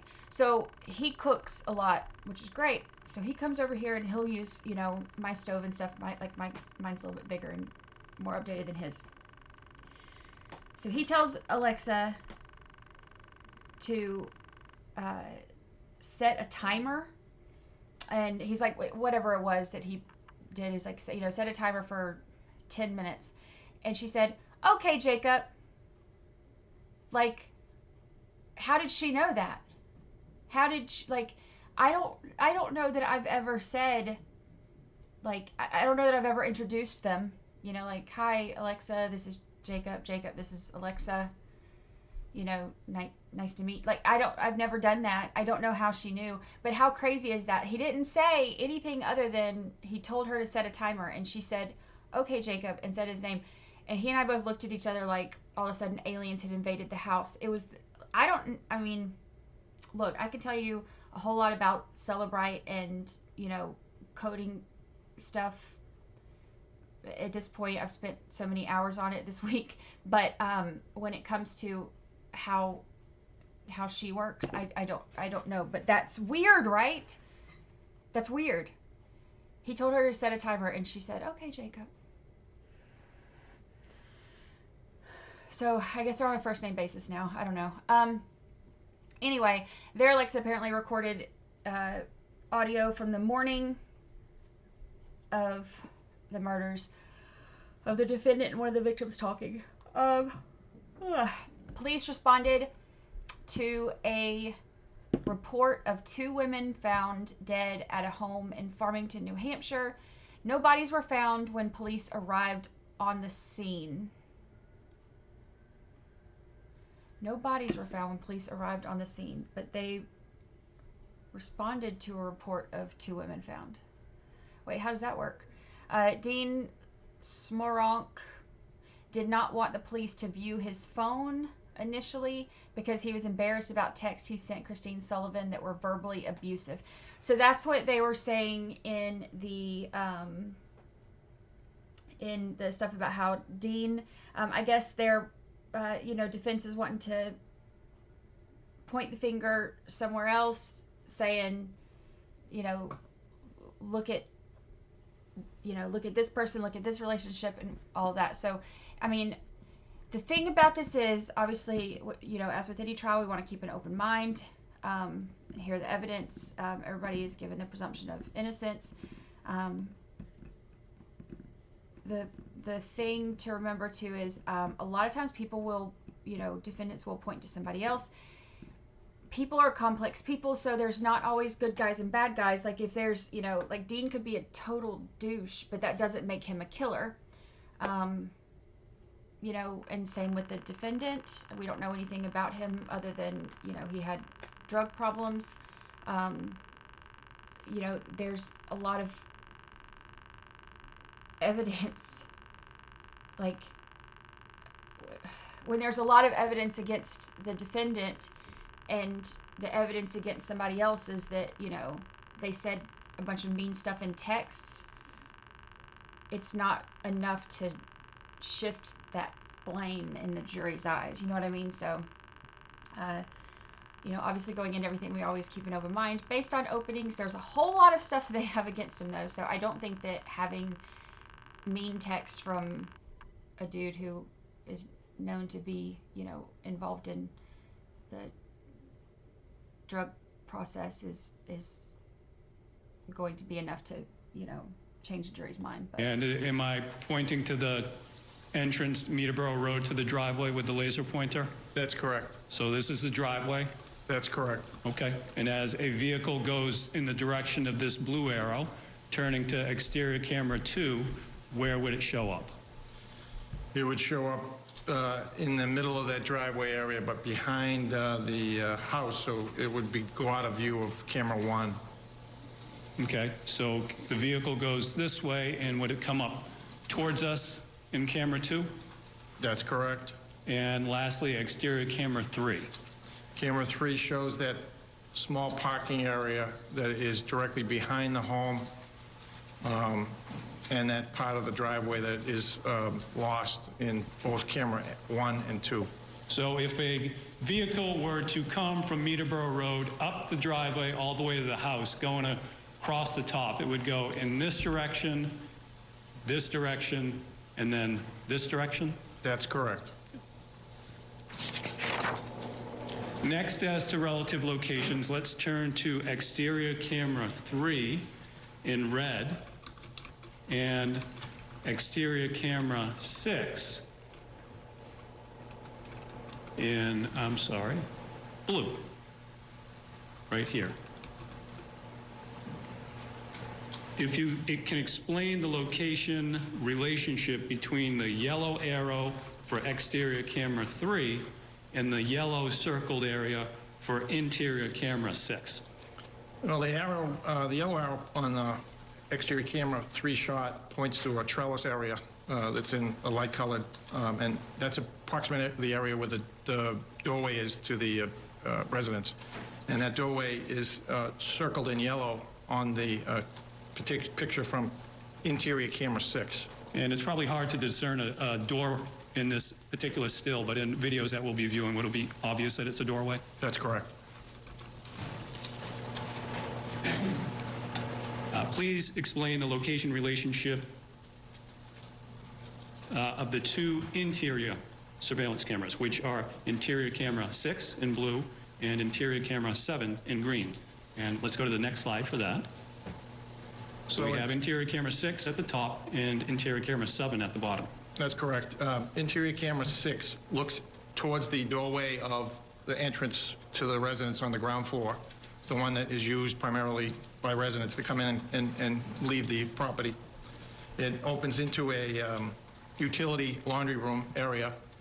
And then as you walk through that utility laundry room area and follow the yellow line, yellow arrow, it leads you directly into a den room or interior den room that's covered by camera 7. So if one were to walk through this door, walk in this direction of the arrow, be lost in sight here, but then reappear here? Immediately. So those 2 interior areas are right next to each other? That's correct. And finally, let's discuss the location for the 6th surveillance camera labeled number 5 in orange on the bottom left here. And is this another exterior camera? It is. It shows that doorway, which is to the far right of the viewing, and then also to the staircase that leads up to the 2nd floor decking area, and then out to the backyard portion. Backyard. Is this particular area of the house that we're viewing here in the vantage point for any of the other 5 surveillance cameras that we've reviewed? Just a small portion of the backyard might be covered in camera 3, but most of this is not covered by any other camera. So at this time, we're going to begin reviewing surveillance footage for these 6 cameras at various embedded times and dates. And for a roadmap for the jurors, we're going to be reviewing about 200 slides and about 40 video clips. That'd be correct. So we're going to be doing that the entirety of the rest of this afternoon and continuing well into tomorrow, correct? That's correct. The various clips that we're going to be playing, are they contained on State's Exhibit 96, which you've reviewed before as well? Yes. So we're going to begin with the video in the digital file ending 120CA. It has a beginning and ending embedded time and date of between 3 and 4 a.m. on January 25th of 2017. First, to orientate the jurors, for each of the digital files that we're going to be reviewing, Will we start with basically the same overhead photograph? Yes, we will. And is the hour-long period embedded in the video to be shown highlighted, highlighted at the bottom of this slide right here? They are. For this hour-long digital file, there are 3 surveillance cameras that have been highlighted in the overhead photo. Exterior cameras 2 and 3, and interior camera 6. Are we going to be playing video or showing still photographs from these cameras for this hour-long time period? Yes, we will. And are we going to follow a similar pattern with all the other video files that we're going to be watching today and into tomorrow? That would be correct. With respect to the 4 times for those 3 cameras that are indicated on the right here, what do those 4 times represent? That represents the time of the video that we're going to be looking at. So for this particular hour-long video file, we're going to be playing 2 portions of surveillance video from interior camera 6 and 1 portion of surveillance video each from exterior camera 2 and exterior camera 3? That's correct. At the beginning of the time period for this particular video file, are vehicles seen on surveillance cameras parked outside the residence already? Yes, there are. And how many vehicles are parked outside the residence? 2. And are still photos of those 2 parked vehicles depicted on the slide that we're showing now, States Exhibit 30B? Yes, they are. And so we have 1 vehicle here and 1 vehicle here. They're both circled in yellow? Correct. Does this slide also show the locations of the surveillance cameras from which these 2 still photos were taken? They do. So with respect to this still photo, it's taken from what camera? Camera 3. And for this photo, it's taken from what camera? Camera 2. In the portions of video that you reviewed for this time period, how many people are seen? 3. And can you make out the gender for those 3 people? Yes. And what are the genders? 2 males and a female. The first 2 video clips that we're going to be playing from interior camera 6, highlighted in blue, do the clips show that 1 woman and 2 men seen on surveillance video during this period? Yes, it does. So let's start with the 2 video clips from interior camera 6. Again, it's highlighted in blue. There's a still photo from that camera here on the bottom right. Yes. And again, the lighted area to the left highlighted in yellow. Where again generally does this area lead to? That is the exterior door or entrance door that is usually used for egress to the property. So we'd be going to the outside from the inside of that room. And what about, again, the doorway to the right here indicated by the red arrow? Where, again, does that lead to generally? That would be a den area that's in the middle of the property, and that's covered by camera 7. So with that context, let's play the 2 camera 6 video. And we are just about to get into some of the playing of the video from those surveillance cameras. And Michael, this is, to me, not only showing you who was there, what was there, but also it can be argued what didn't happen. Yeah, and you know what? This is really strong evidence for the state. It's I important think he's evidence so for the state handsome in when his you talk suit, about the isn't fact he? that there are I issues love his with the suit and tie. after the judge ruled the state failed to hand over evidence to the defense. All right, let's get you back into court. Still in the stand, we have the investigator direct examination again. Surveillance video from cameras so they can see what's happening at that house. The video file. The first begins at embedded time of 3:46 a.m. on January 25th, and it's going to last about 56 seconds.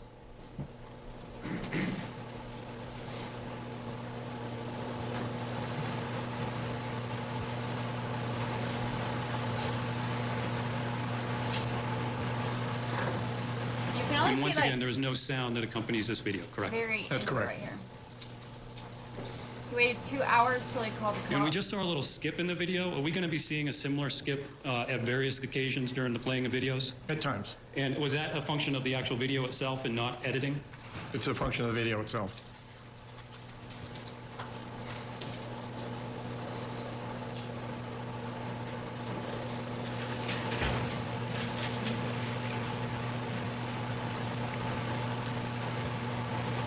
And next, we'll play the second clip. And this begins at embedded time of 3:49 a.m. and it lasts about 1 minute and 3 seconds. And do we see some movement in that area, that second area that we talked about, interior area? Yes. To the right? That's correct.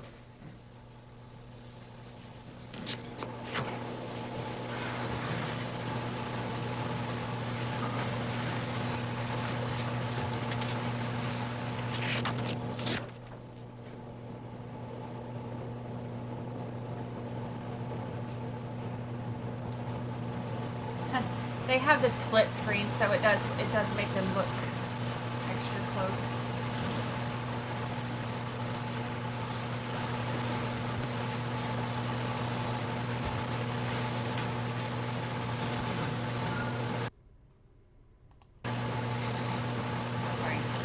And in these two clips, did we see the two men and the woman that you referred to earlier that's seen in other parts of this clip as well? Yes, sir, that's them.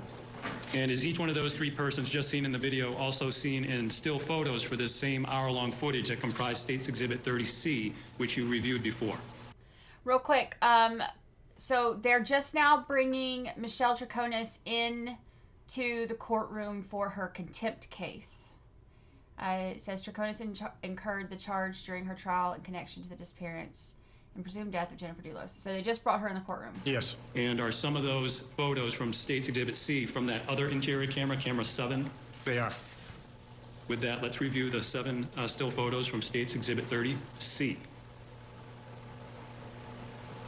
The first 2 still photos show a male circled in orange. Do these still photos depict that same male from your viewing of the surveillance video? Yes, they do. The photo on the upper left with an embedded timestamp of 3:18 a.m., that was taken from interior camera 7? Correct.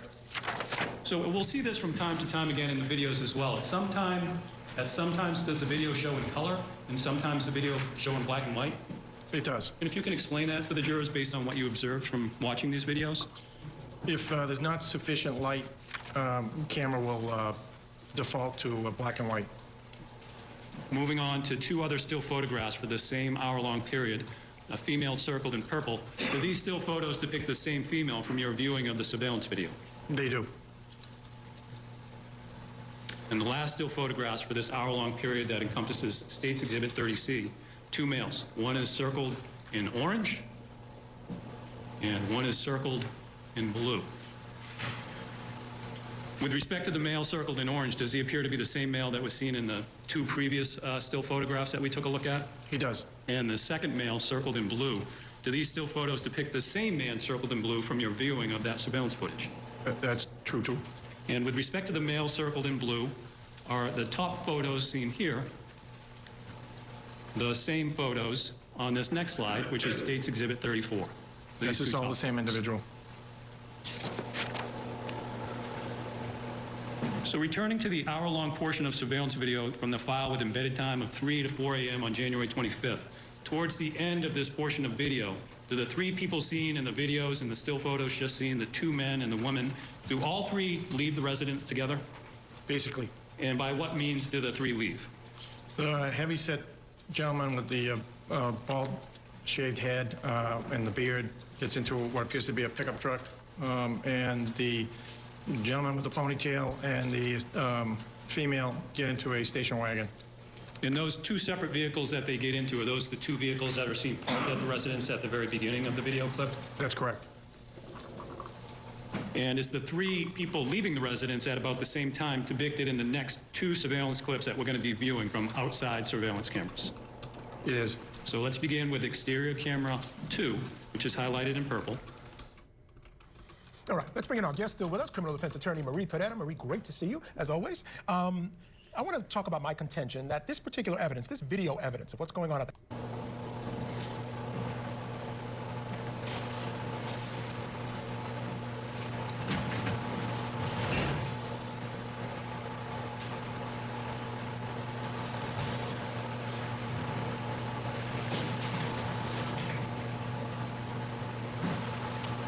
Let's move on to the last video clip that's going to be played for this hour-long period.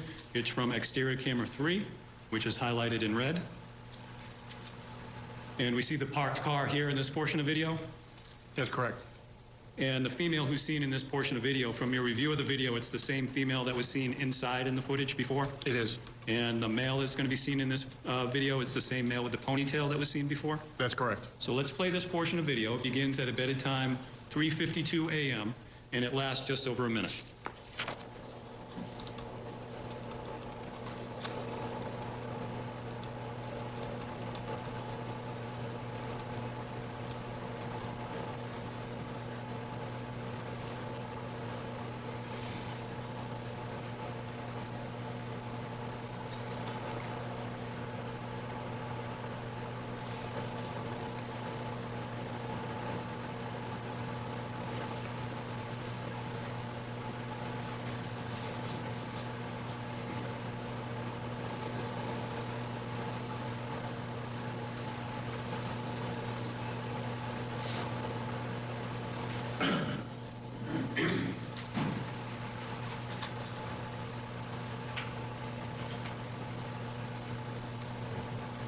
What date and time is indicated in this portion of the video when the male and the female drive off together?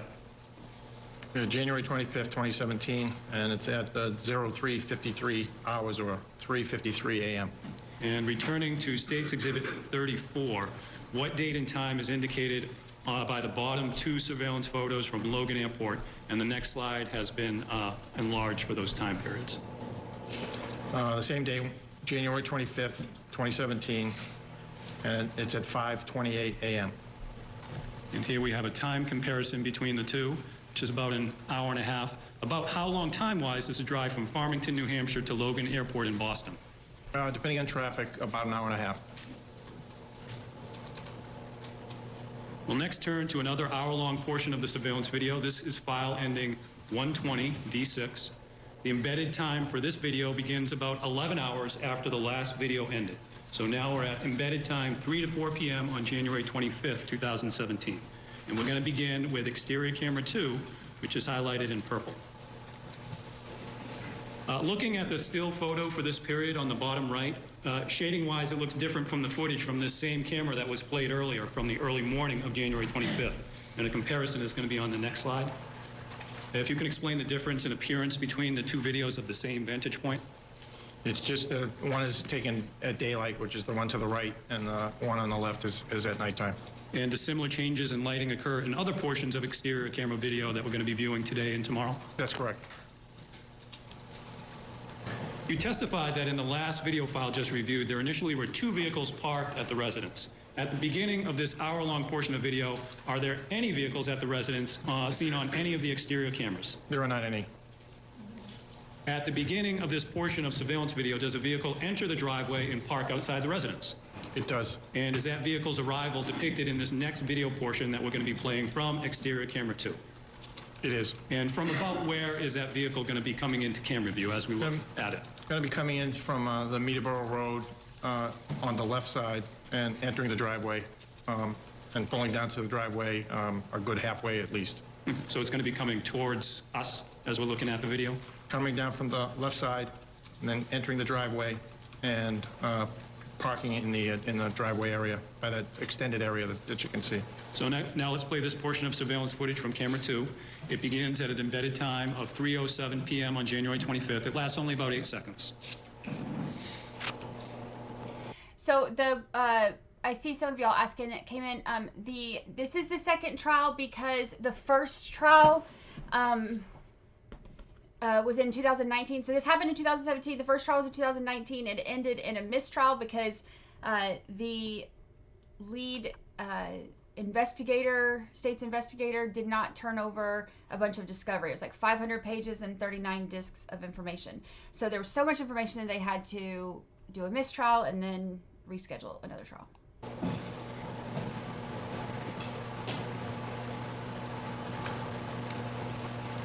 With respect to that arriving vehicle, are still photos of it from different exterior surveillance cameras depicted in this next slide, which is State's Exhibit 30D? Yes. And we have a vehicle that's circled in yellow. Is this the same vehicle? It is. Looking at the timestamps at the bottom, the one on the left, we have 3:12, and then we have 3:13. Were these still photos taken when the vehicle arrived at about 3:07 p.m. in the video we just played, or when it later left the residence? It's when they left. It left the residence. So the car left only about 5 minutes after it arrived? Correct.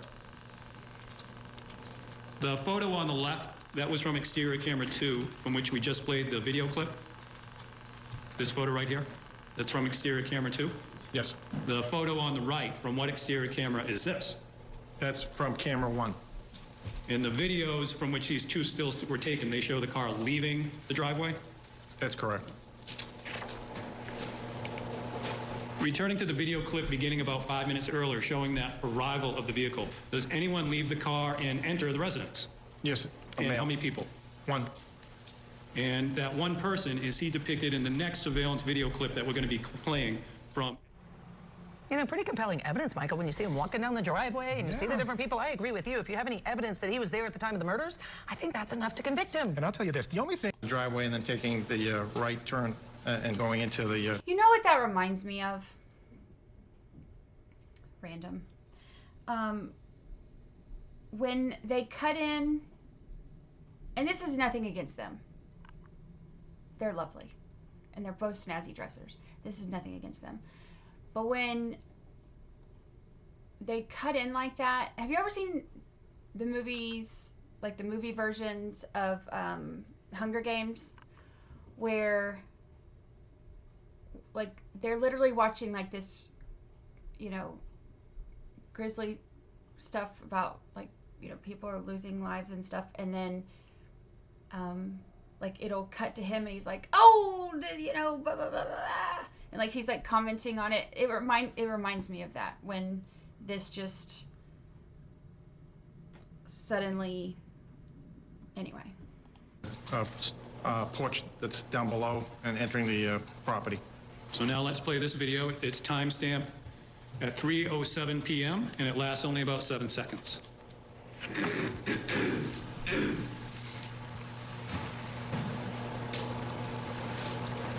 The area where the person in the last video was seen walking into is that area covered by interior camera 6, highlighted in blue. It is. From your viewing of the surveillance video for this data file, is the person seen here in the doorway the same person seen in the 2 previous exterior videos, driving up to the residence and entering the house? It is. So let's play this portion of video. As with the videos just played, the timestamp again is at 3:07 p.m., and this video lasts about 9 seconds.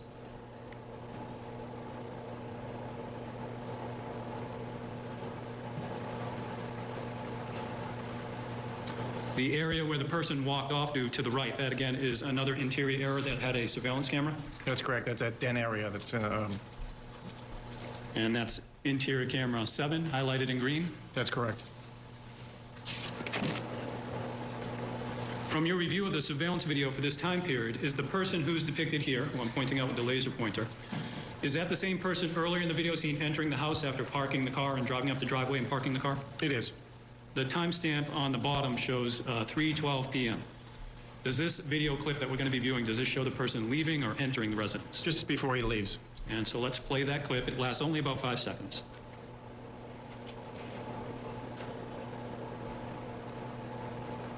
From your review of the surveillance, where generally does the person go after leaving camera view from here? He enters into the utility laundry room that's viewed by camera 6, and then exits through the doorway, comes out onto the driveway, and gets into the car and leaves. And going back to State's Exhibit 30D, these again are stills of that same man leaving the residence in the car that he had driven in? That's correct. With respect to that single person seen on surveillance video footage entering and leaving the residence during this period, are still photos of him from different cameras depicted in this next slide, which is State's Exhibit 30E. They are. And the next 4 slides, excuse me, are going to be each one of these photos individually.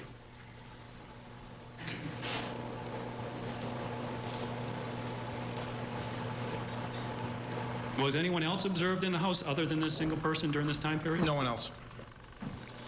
The next video file from which we'll play portions of surveillance video is file ending 120 DB.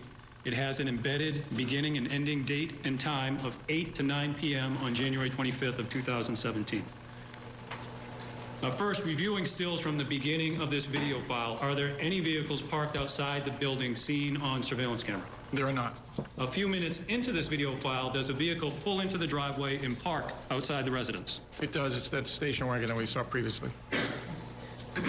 And is that vehicle and where it ultimately parks seen in these 2 still photos? It is. And how many people are in the car? 2. When we last saw this car leaving the residence, it was a female and a male. How about now? 2 females. And what generally do those 2 females do when they arrive at the residence together in this car? They exit the vehicle and enter the home, sometimes carrying some parcels with them. And is some of that unloading depicted in the first 2 video clips that we're going to be playing from this file, which are interior cameras 7 and 6? Correct. And let's move to the first of those interior clips, which is interior camera 7, and that's again highlighted in green. The person whose back is to the camera on the right, generally, who is that? It's a new individual that we hadn't seen previously. It's a female, slightly taller than the other female with a slightly darker hair. And the female that we're looking at whose back is turned to us, do you recall if she was the driver of the vehicle or the passenger of the vehicle from what you saw? She was the passenger. During this portion of video that we're going to view, does the second female from the car also come into view? Yeah, she'll come out of the doorway that's facing the camera. And am I indicating that doorway with the laser pointer? That'd be correct. Also, during this portion of video, towards the end of the video, is the view of the camera that we're looking at now, is it altered? At the end of it, it is. So now let's play this portion of video that lasts about 45 seconds.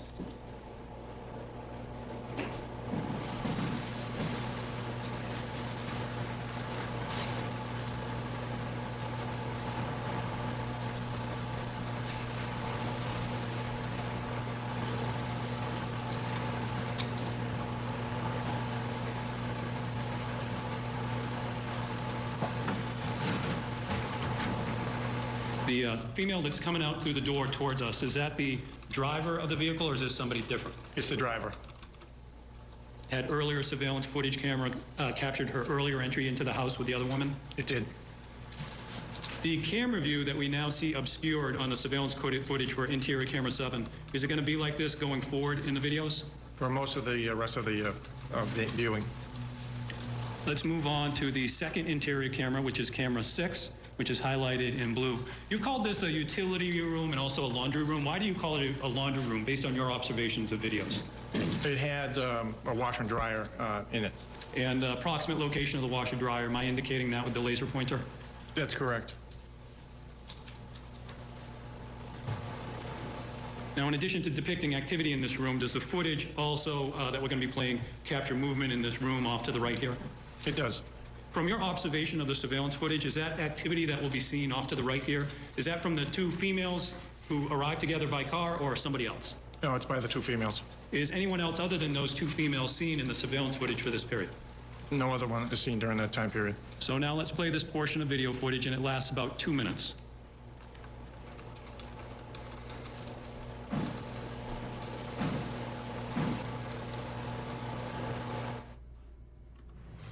All right, so again, folks, this is 2 days before when police believe or when prosecutors believe the murders actually happened. He was just outside his car and he just seemed a little agitated, a little nervous. And that first occasion when you saw him acting agitated, did he say anything about any particular drug usage at the time? He did. He said that he had been doing DMT. Do you remember if he said he was doing any other drugs? I think coke. Around, during that interaction as well, did the defendant say anything to you about the types of thoughts he was having? That's in the car when we were driving home. He said that he needed to get off of everything because he was having some dark thoughts. Is it fair to say that over time you saw Christine less and less? Yes.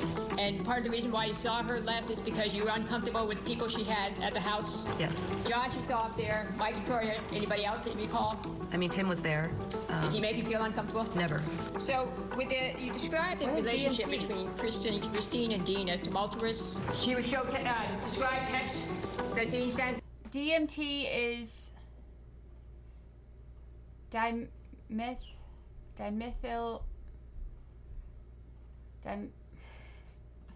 I should stick to Celebrite coding. Dimethyltryptamine. Nailed it.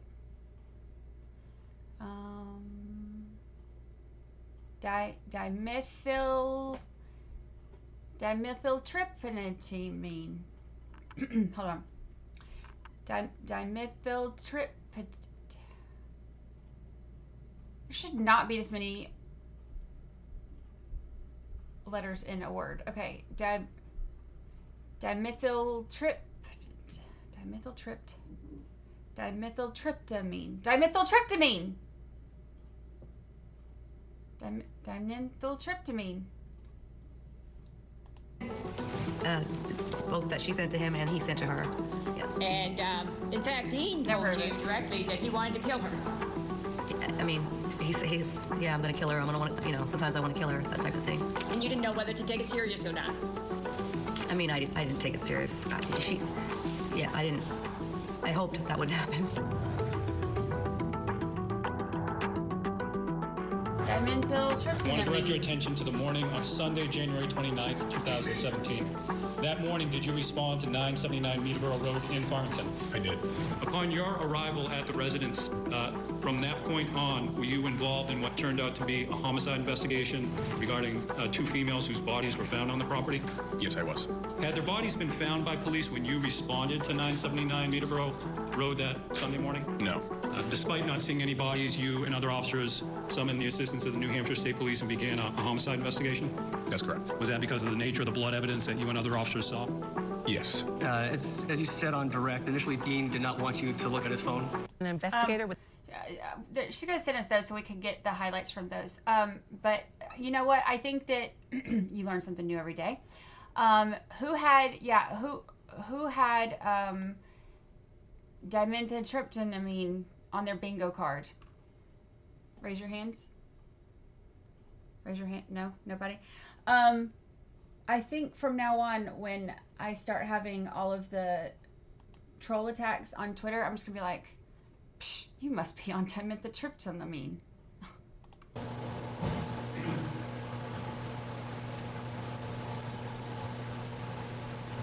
And again, did we just see some of that skip that's part of the video itself, not part of any editing? That's correct.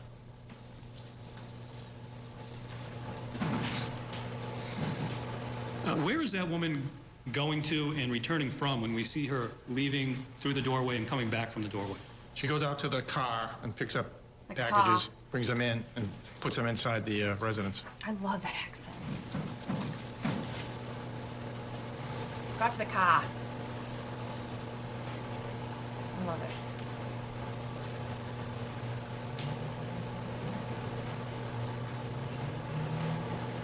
And we're seeing some of that movement on to the other room here, right? That's correct.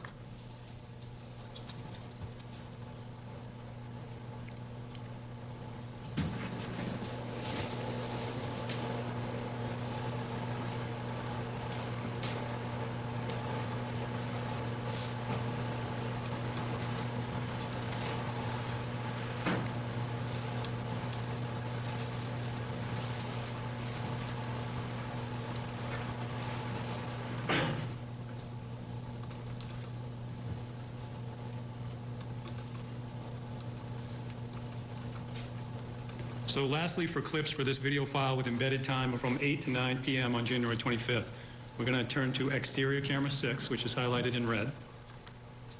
The person seen in this portion of video, who is it generally? Generally that new female party that's slightly taller and has slightly darker hair. So let's now play that portion of video, which lasts again about 2 minutes.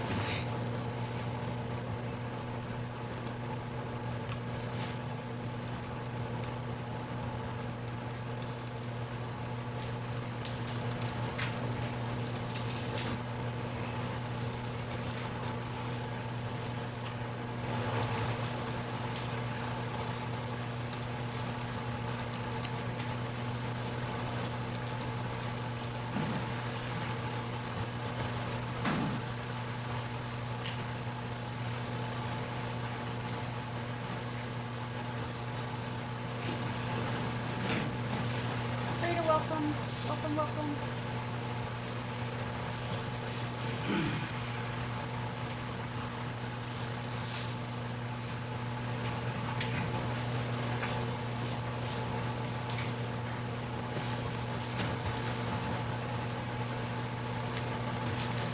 Are still photos of those two women contained in State's Exhibit 30F, one circled in green and the other one circled in purple?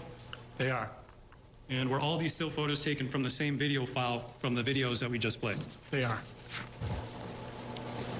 So let's turn to another hour-long video file. It's file name ending 120EO. with a beginning and ending embedded time and date of 1 to 2 a.m. on January 26, 2017. Does State's Exhibit 30G depict the sole car that's parked outside the residence at the beginning of this hour-long portion of surveillance video? It does. It's that same station wagon. At the beginning of the video, are any other cars parked at the residence seen in surveillance footage? Other than the station wagon, no. In this video file, do surveillance cameras record a second vehicle driving up to the residence? It does. And will that second vehicle be seen in this next video clip taken from exterior camera 2, which is highlighted in purple? It will. And will that vehicle be, again, coming towards the direction of Meterborough Road and coming towards us in the video? That's correct. It'll be coming off of Meterborough Road onto the driveway and then up the driveway. So let's play this portion of video. It begins at timestamp 1:07 a.m. on January 26, and this is going to last about 51 seconds.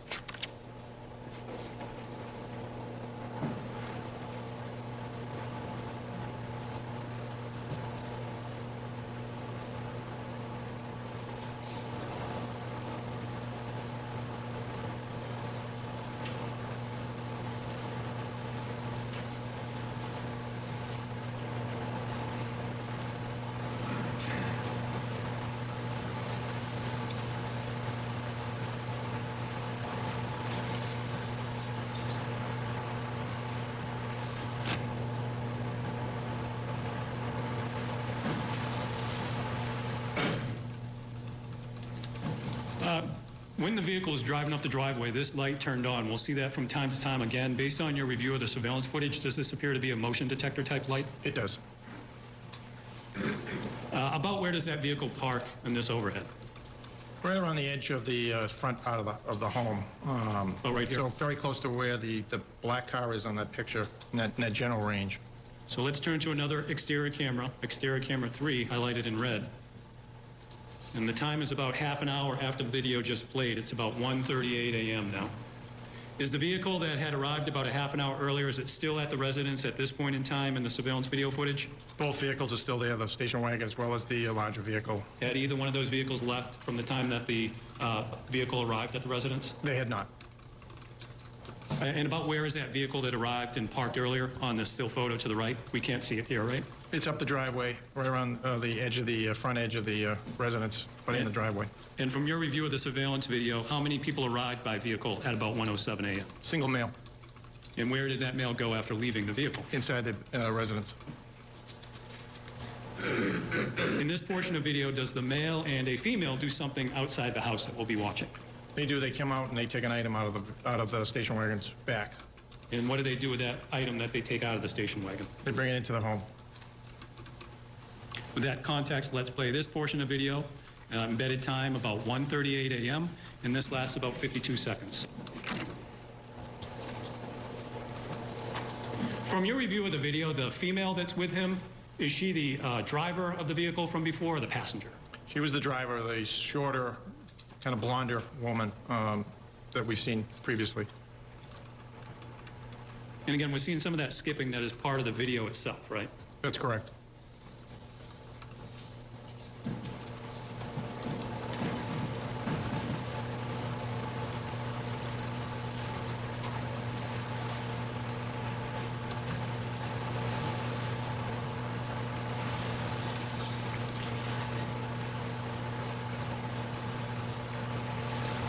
Let's continue with the same hour-long period, and we're going to go on to interior camera 6, highlighted in blue. I don't know, Selena. Do they say... The male and the female seen outside in the previous video clip, where are they generally at the beginning of this clip that we're going to be viewing? They come in through the entrance doorway and carry the object in, which appears to be a large clock. So let's play this portion of video. It lasts about 33 seconds, and it's an embedded time about 1:40 a.m.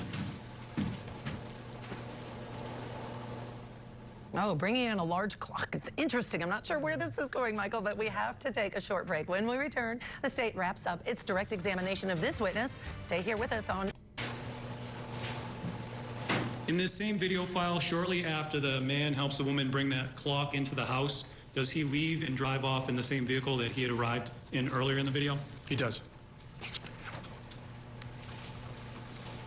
Let's continue with another video file. This one file ending 120EF. with a beginning and an ending embedded time and date of 4 to 5 p.m. on January 26, 2017. So again, we've moved ahead several hours from the last video file.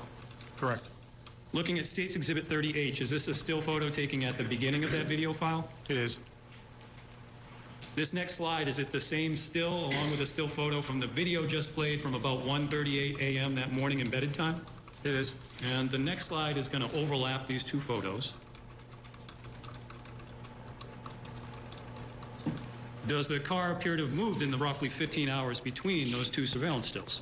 It does not appear to have moved.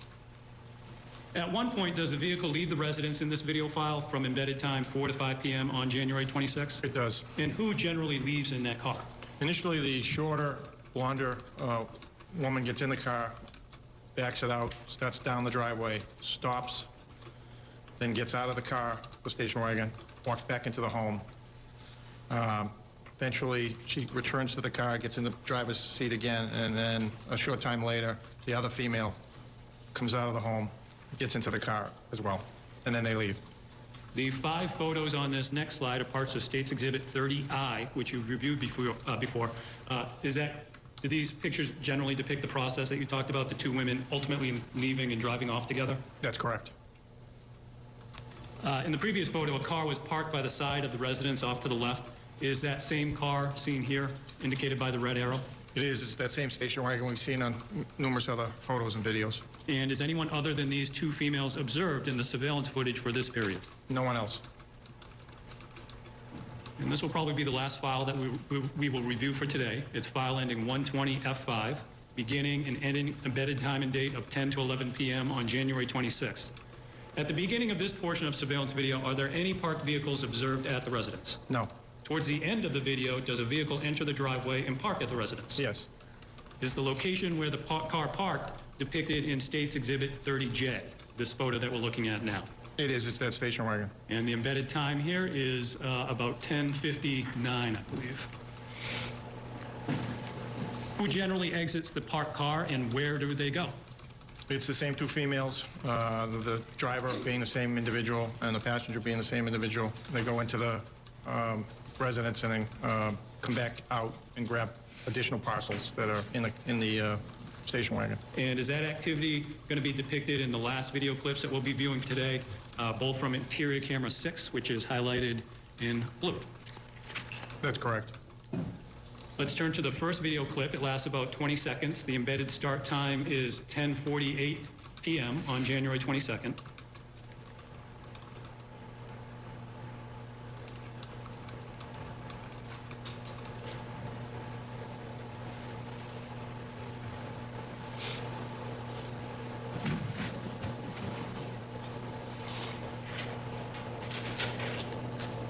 Turning to the second clip from that same camera, it's about a minute later, and this clip will last about 21 seconds.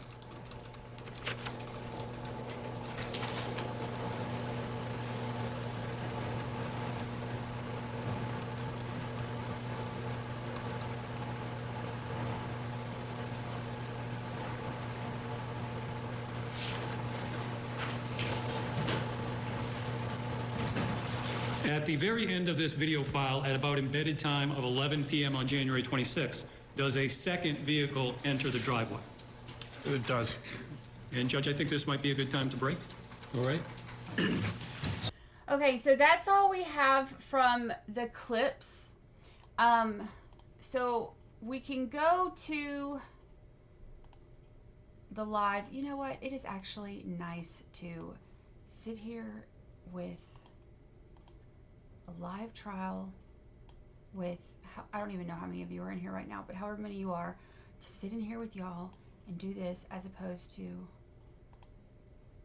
working on the podcast and fighting off trolls who keep telling me I'm a terrible person. All right, ready? This is today. So now we're at today. So we're a little bit behind, like an hour and a half behind.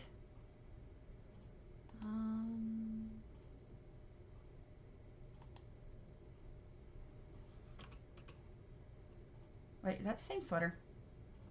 Is he wearing the same sweater?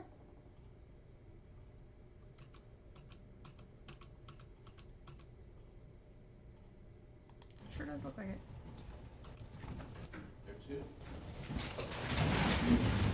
Please go ahead and have a seat. Good morning, ladies and gentlemen. As you're getting your notepads out, for those of you who are taking notes, I am going to invite the state to continue its examination. I'd remind the witness that you are still under oath. Thank you. Go ahead. Thank you, Judge. When we broke for the day yesterday, we had reviewed video clips as well as still photos from a file for embedded time of 10 to 11 p.m. on January 26th. And in the clips that we saw two women arriving together in the same car, and you noted that at the end of that clip, you observed from your watching the video another car coming up the driveway, right? That's correct. So with that context, let's go on to another video file. It's a file ending 120 F6. It has a beginning and ending embedded time and date of 11 p.m. to midnight on January 26th of 2017. The contempt hearing update, there wasn't a whole lot that happened. They said that Marissa had posted, I told you, I think, when she went in, and there wasn't a whole lot that happened after that. It says the Assistant State's Attorney, Elizabeth Moran, says that she provided discovery to Troconis's attorney, specifically the sealed report that's in question, and both sides said that they will meet with the judge in the coming weeks, and the next court date is May 15th. So that's all that happened. That's it. That is all that happened.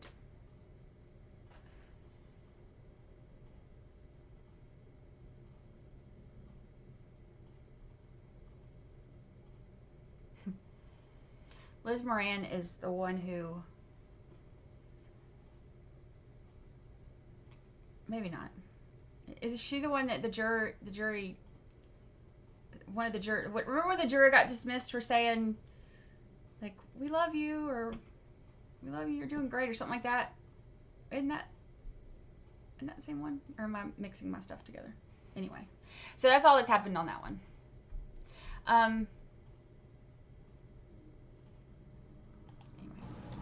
We're going to begin with exterior camera 2, which is... Wait, did y'all hear that? Can y'all hear that when the fighter jets go by? They've been really active the last couple weeks.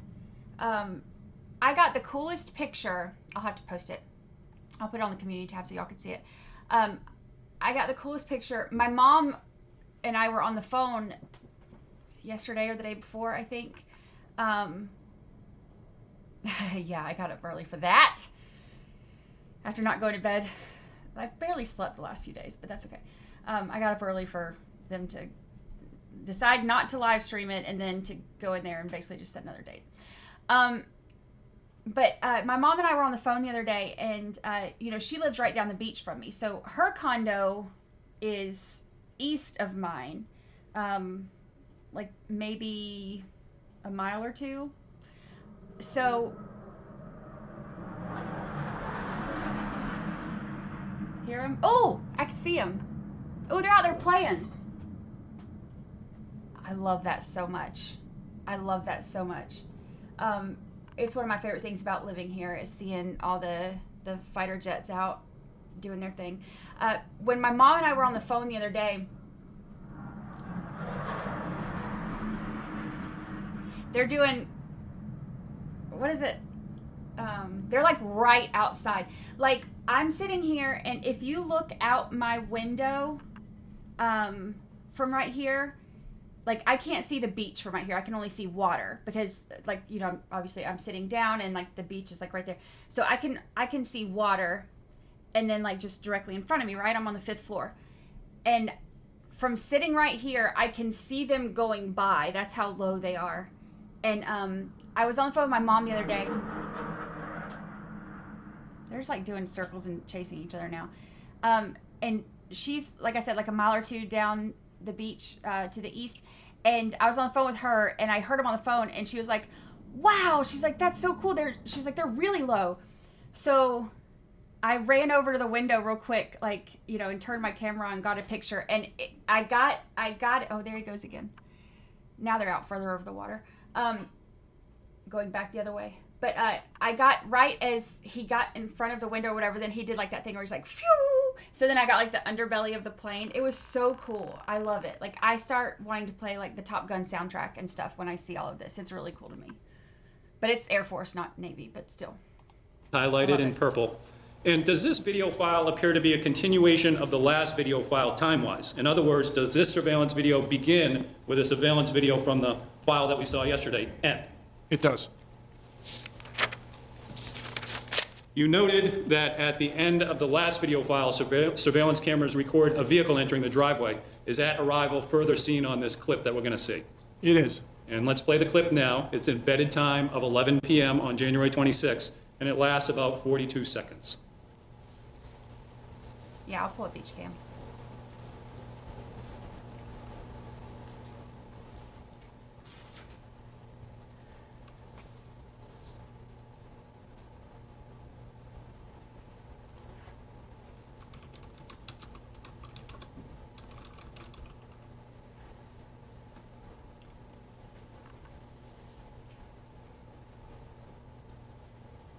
And you again noted that this light here appears to be motion activated based on your observation of surveillance video? That's correct.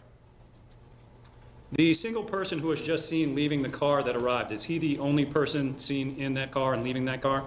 That's correct. And is that same man also depicted in the other two video clips from this video file that we're going to be watching? He is.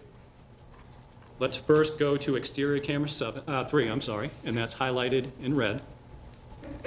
Bless you. The car that was just seen arriving in the exterior video, about where is that car parked in this frame here? If we extended the frame out to the right, the car would be parked on the driveway, and the individual would be walking in down the driveway and then taking a right by that trellis area again, going into the lighted area in the lower porch and into the residence. So we'll see him in about this area that I'm indicating with the laser pointer? Correct. And let's play that clip now. It lasts only about 12 seconds.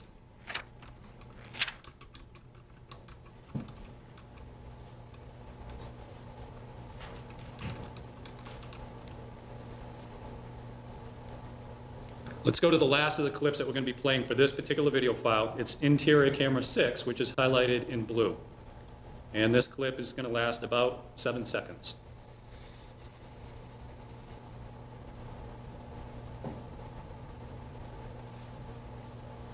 The person who drove up and entered the residence at about 11 p.m. on January 26 is State's Exhibit 30K, what we're looking at, several still photos of him taken from this portion of video. Yes, it is. And the next 3 slides are going to be each one of these photographs individually.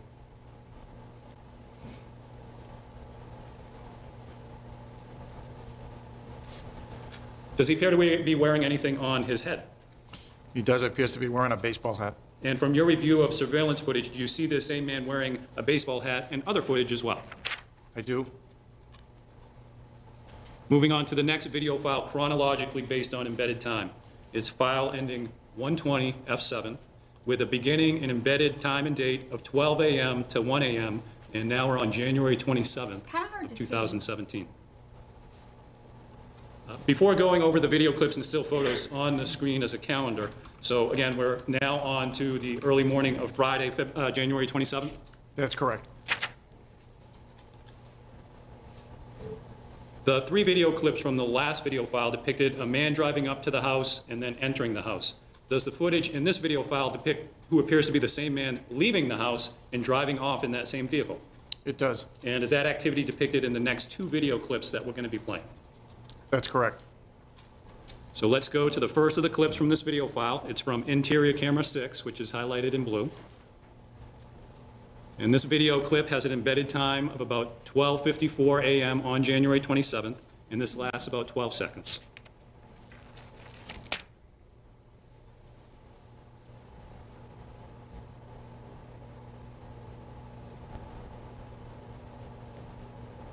We're looking now at State's Exhibit 30L. Are these 2 photos stills taken from the portion of video that was just played? It is. They are. And we see both the male and also a female circled in purple, right? Correct. Does the next series of still photographs, which is State's Exhibit 30M, show that same female during that same time period in the video file? It does. Turning to the second video clip that will be played from this particular video file. From your viewing of surveillance footage, does this footage depict the same male and female that was just seen in the previous video clip from the interior camera? It does. And do we see the male and the female here with the laser pointer? That's correct. So now let's play this video clip. It lasts about 1 minute and 25 seconds. I'm gonna find a better one.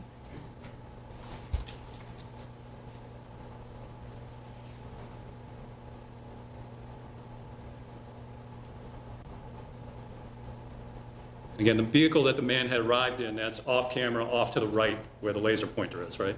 That's correct.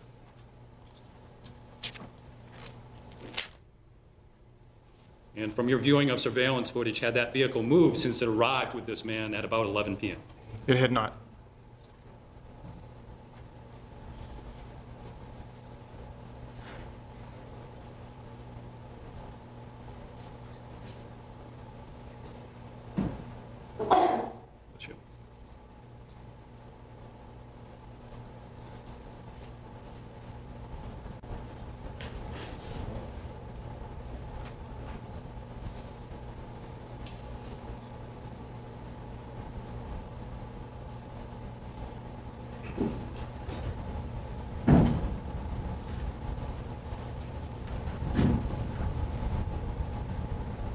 And the vehicle that the man had arrived in, what exterior camera viewed that vehicle?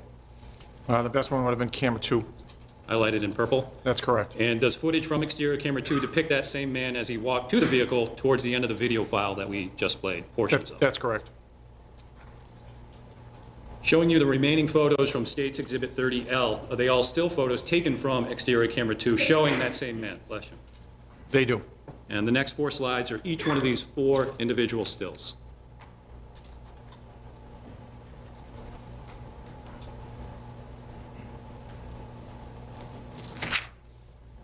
At the end of this video file, what happens with this man in the car that he had earlier driven up in?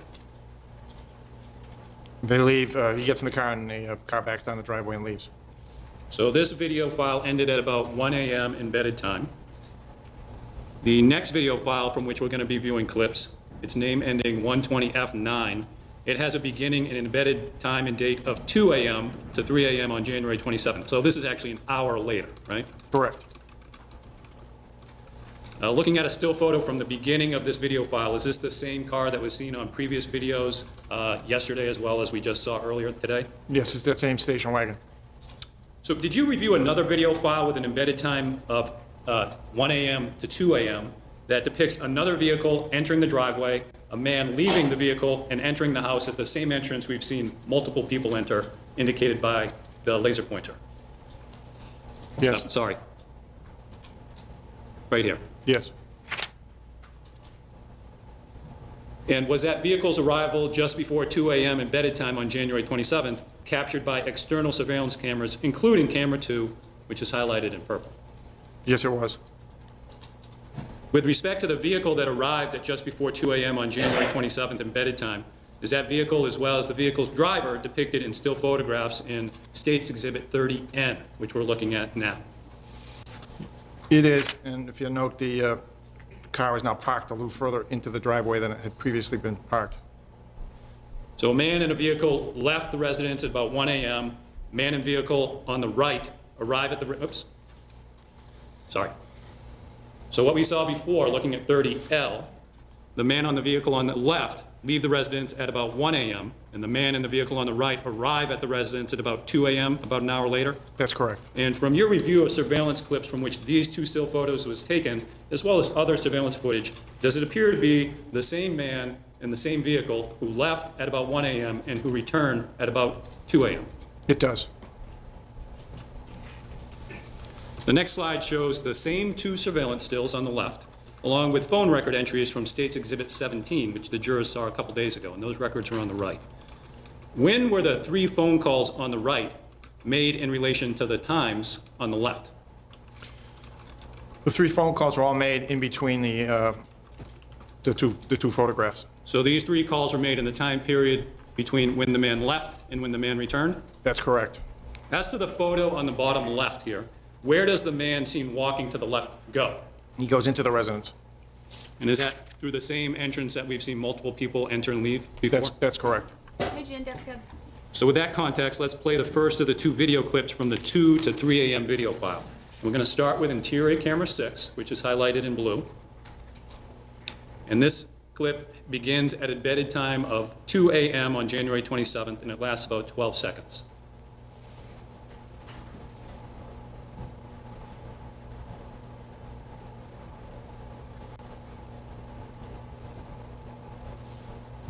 From your viewing of the video file for this period of time, again, 2 a.m. to 3 a.m. on January 27th, does that same male that we just saw in the video appear on this camera several times during this hour-long period?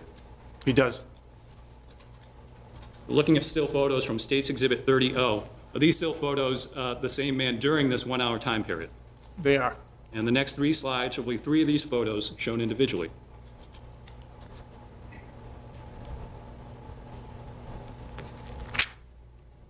Let's turn to the other surveillance camera. It's interior camera 7, circled in green. Real quick, the camera that I have pulled up is not the one that's outside here that I normally do. This one is at a place like, I don't know, maybe, I don't know, I pass it when I'm walking the beach, so it's not that far. But anyway, it's right down there. But I have this one on here because it's up a little bit higher, so you can actually see more of the water. But I do have, in case they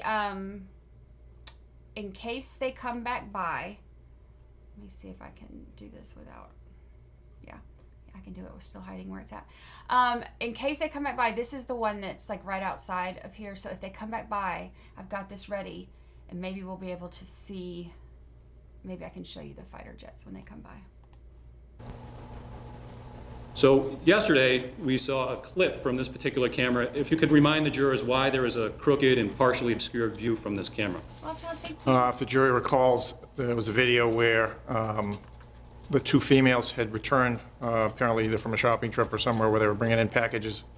The shorter, blonder of the 2 women came out of one of the rooms and then walked into that den area up to the camera and moved the camera to the position that it was showing it at the time. The male seen in videos and still photos from the other interior camera that we just saw, is he also seen in this clip from camera 7 as well? He is. And is he initially in the area identified by the red arrow, and I'm also using the laser pointer? He is.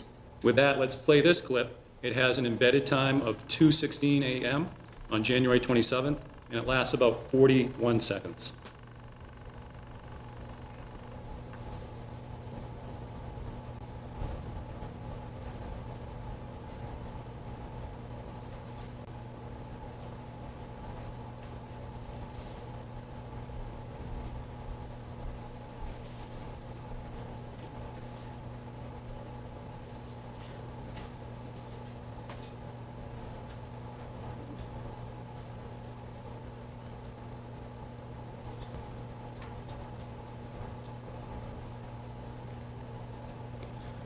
Next on the screen is State's Exhibit 30P. Are these various still photos taken from interior camera 7 from the video clip that we just played?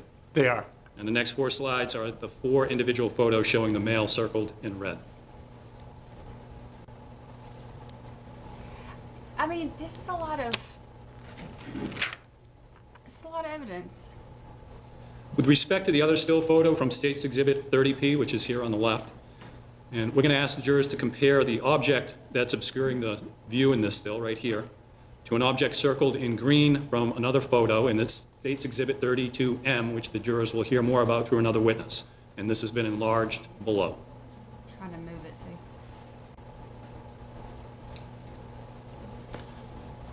The video file for the clips that we just reviewed had a timestamp of 2 a.m. to 3 a.m. on January 27th. The next 4 video files that we're going to review appear to depict the following 4 hours chronologically. Yes, they do. So the next several clips that we're going to be playing are from embedded times of the 4-hour period from 3 a.m. to just before 7 a.m. on January 27th? Correct. And from your review of that surveillance footage, how many separate people are seen on surveillance spanning those 4 hours on the early morning of January 27th? 3. And what genders? 1 male and 2 females. Let's turn to the first of those sequential 4-hour video files. It's a file ending 120FA. It has an embedded date and timestamp beginning and ending. She's snoring again. I wish y'all could hear that. If I knew how to... She's snoring so loud. If I knew how to undo my microphone from all this, I'm not going to press buttons, but I wish y'all could hear how loud she's snoring. Ending at 3 a.m. She's almost louder than the fighter jets. To 4 a.m. on January 27th. And the portions of the surveillance video in this file depict a male and a female. They do. With respect to the male, is he depicted in the next video clip that we're going to play from interior camera number 6? Could you repeat that? Yeah, the male that's seen on the video, are we going to see him in the next clip that we're going to be playing? Yes, we are. So let's play this clip. The embedded timestamp on it is 3:21 a.m. on January 27th, and this is going to last about 7 seconds.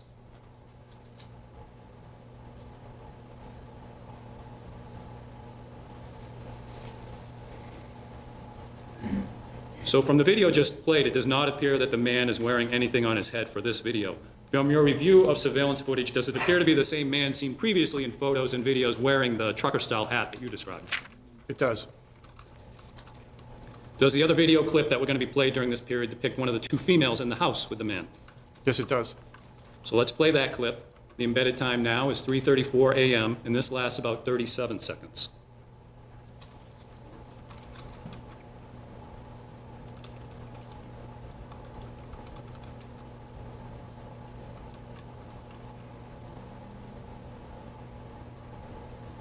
I saw that they put him outside of Gen Pop.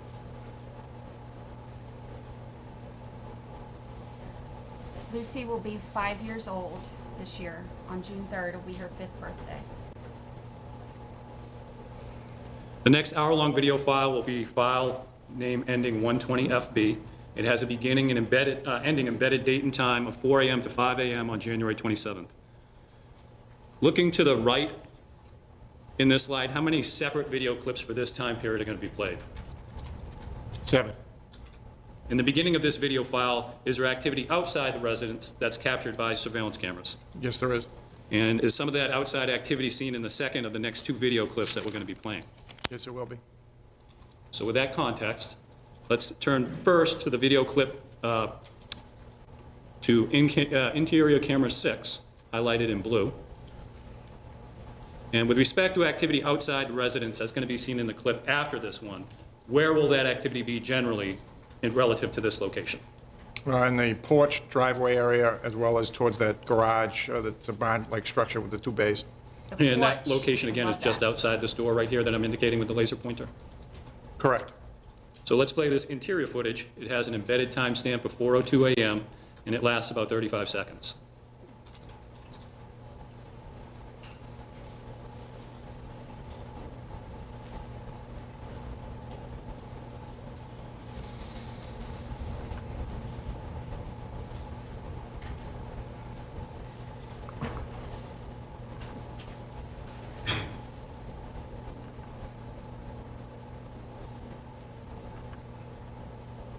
And we just saw some of the skipping that we saw in videos from yesterday as well, right? That's correct. With respect to the male just seen on the video clip just played on the screen next is State's Exhibit 30R. Are these separate?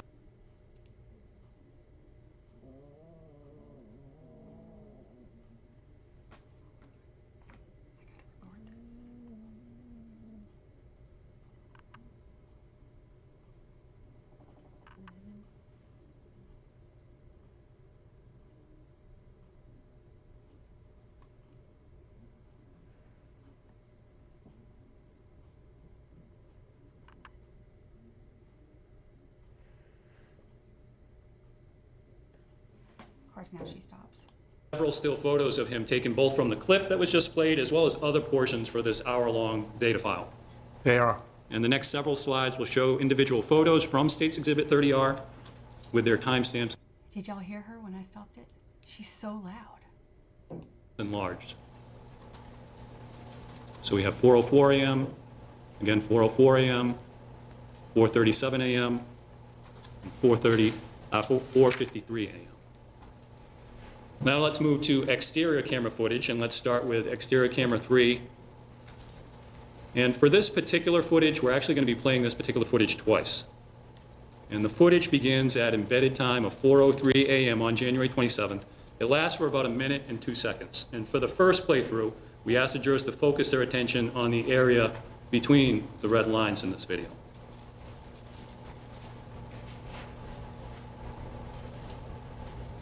And while we're looking at this, from your viewing of the video, is anyone other than the man that we just saw, is anyone other than him seen outside during this hour-long period? No one else.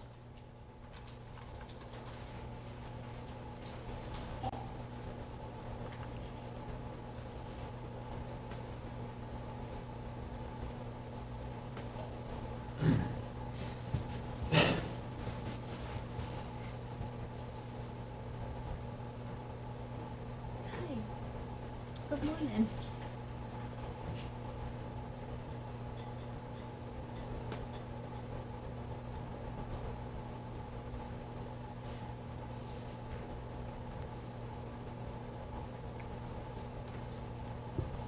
So the next slide is for the very same footage that was just played, and for this playthrough, the jurors are now asked to focus their attention on the area that's boxed off on the upper right-hand corner. And about where is there going to be movement in this particular area from your observation of the surveillance video? In that upper right-hand corner, there'll be movement in the windows area on that second floor. The areas that I'm indicating with the laser pointer? That's correct. So with that context, let's play it, and again, it's about 1 minute and 2 seconds.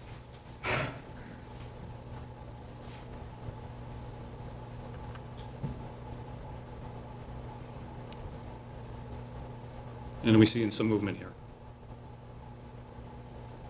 Mr. Johnson, I have a laser pointer. We've seen some movement. That's correct.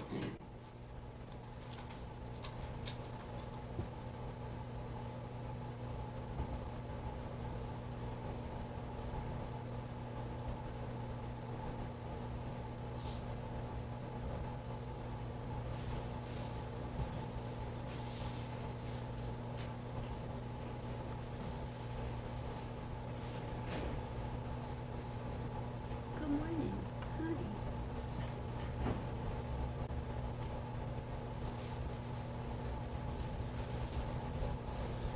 The embedded time for the end of this particular clip is about 4:04 a.m. That's correct. The next surveillance clip is from the same exterior camera. It's about 9 minutes later.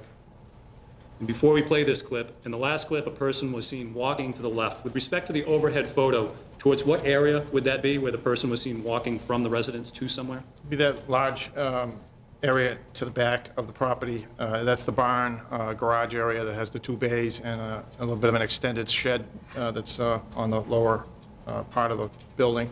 And am I indicating that general area with the laser pointer? That's correct. With respect to this video clip, it begins at embedded time again of about 4:13 a.m. It runs about 41 seconds.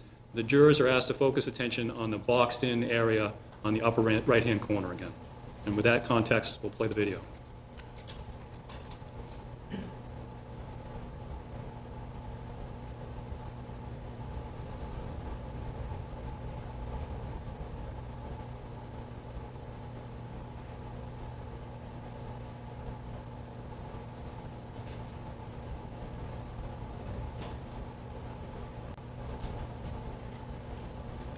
They're staring me down.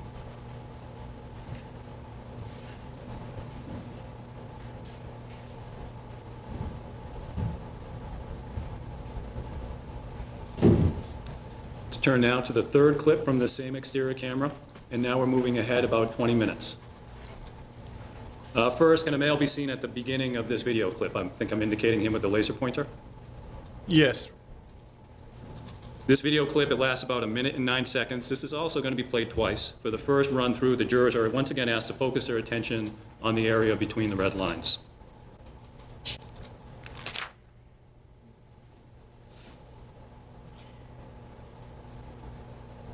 Again, this area where the man is walking to and from, what building again is this? That would be that garage barn-like structure that we talked about previously that's slightly behind the main residence.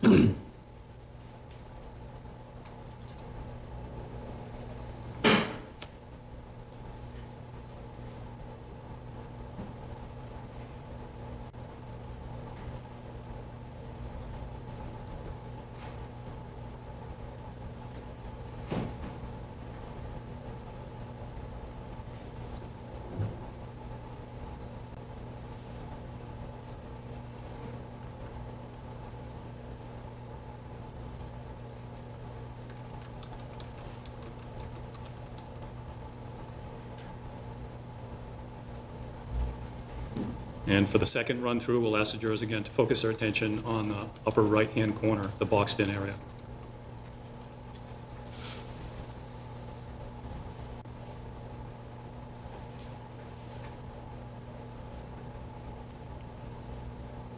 And again, do we see some movement in this area?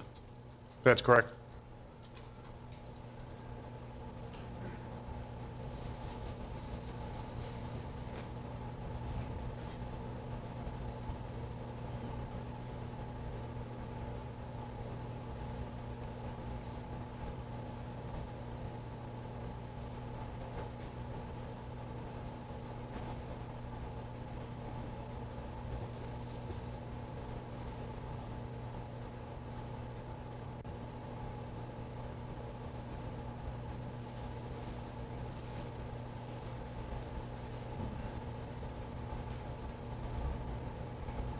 I like that the jury couldn't take notes. I wish that in every trial jury So this could take particular notes and clip ask ends at questions. about a bedded time of 4:37 a.m.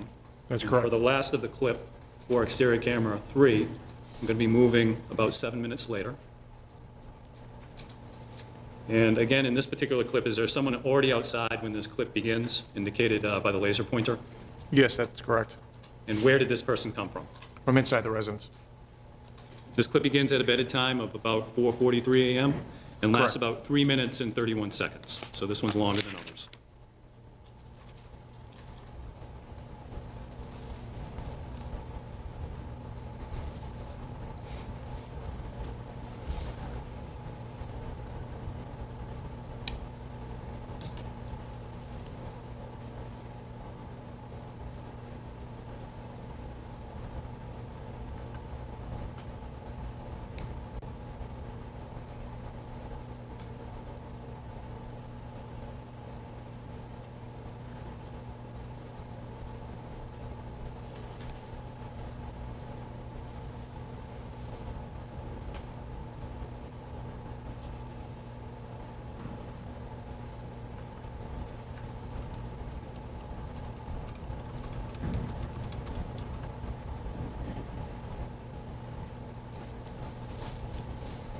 From these exterior clips, as well as your observation of interior clips, does he now appear to be wearing that hat again? He appears to be.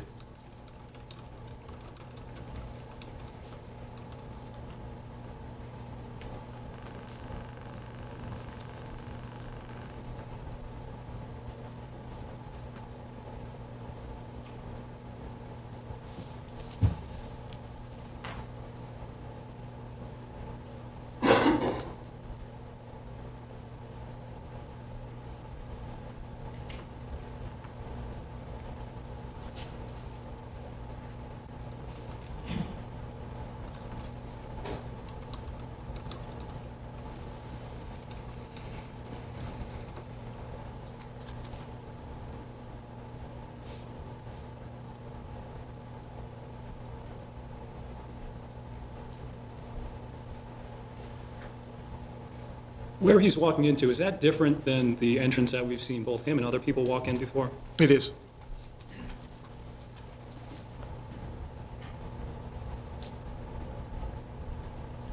And the room that he's walking into, that's not covered by any interior cameras that we reviewed from yesterday, right? It is not.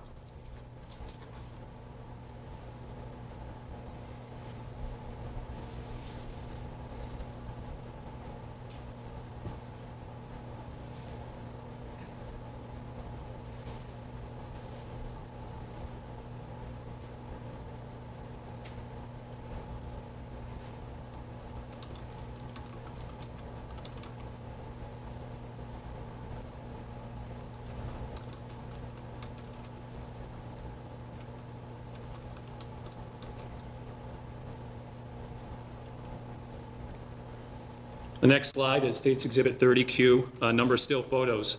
Are these stills from the clips just played as well as from other times during this hour-long period in the data file? They are. The next slide shows some of those still photographs as well as the overhead photo that we've been referring to before. And at times in the surveillance video, the male walks not only to the left in this garage area, but also to the right off camera. And again, what's right off camera?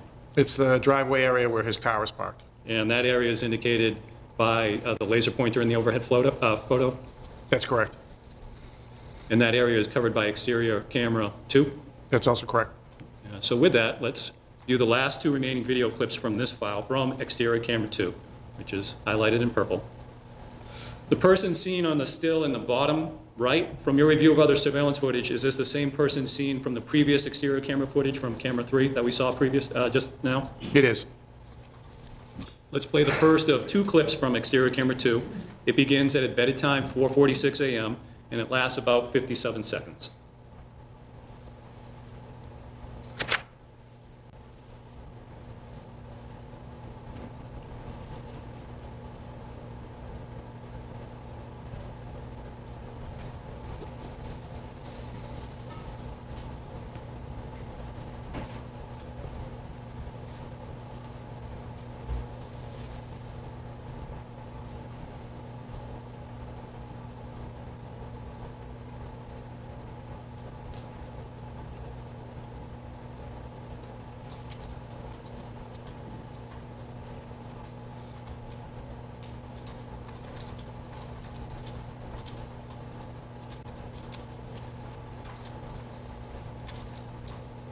And let's turn to the last of the video clips that will be played for this particular data file.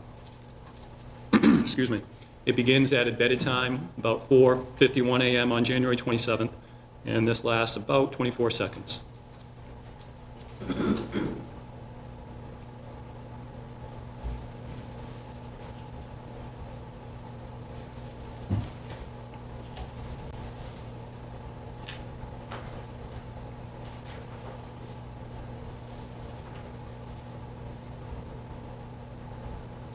Returning to State's Exhibit 30Q, 3 additional still photos from 30Q.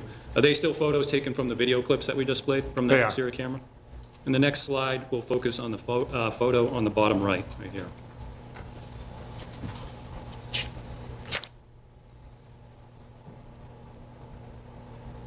There are 3 remaining video files. The next has a file name ending 120FC. It has a beginning and ending embedded time and date of 5 to 6 a.m. on January 27th. The first of 3 clips that's going to be played for this video file is going to be from interior camera 6, highlighted in blue. This video clip begins at about 5:27 a.m. embedded time. First, for context, will this video clip and subsequent clips show a female engaging in activity in this yellow highlighted area? It will. And again, from your observation a lot of of cameras for him videos, to not what know is in about, this particular area? The washer and dryer for the house. And looking at a photo that's part of State's Exhibit 32G that the jurors will hear about more through another witness, and is that a washer and dryer that's highlighted in yellow here that we're looking at? It is. So with that context, let's play the first of the video clips from 5 to 6 a.m. on January 27th. This one is a little longer. Again, it lasts about 3 minutes.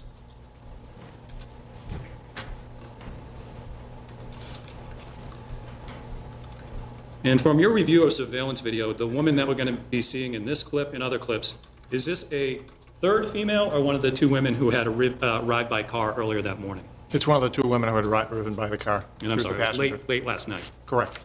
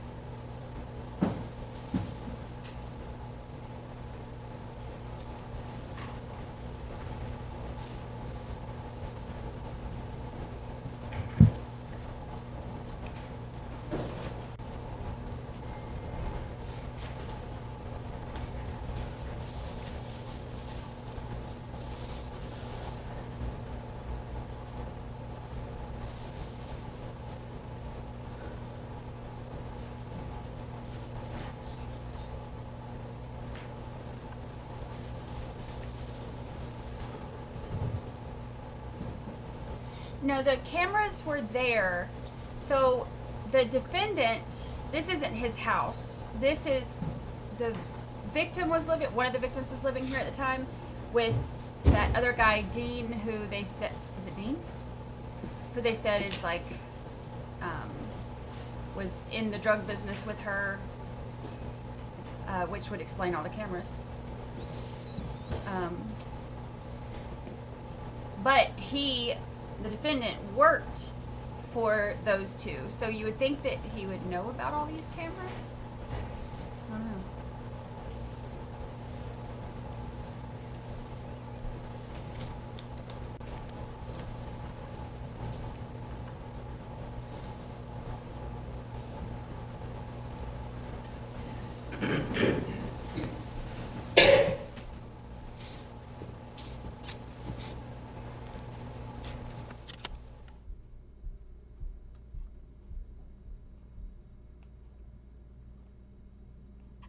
Is State's Exhibit 30S. These various still photographs of that same female from the video clip that we just played, as well as from other portions for this particular data file.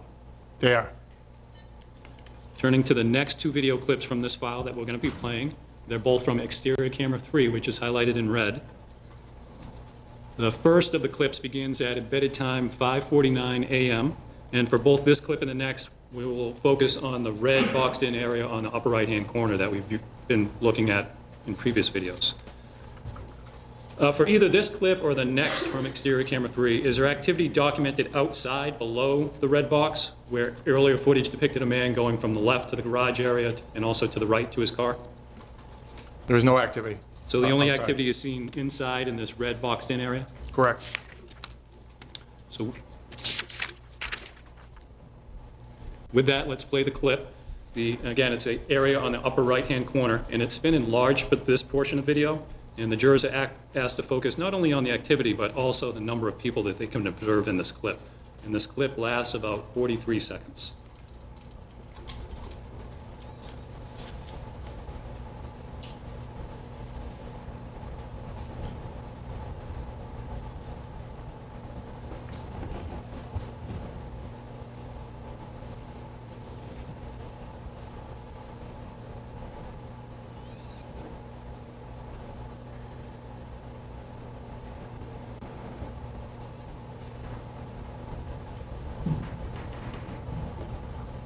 Hurry back.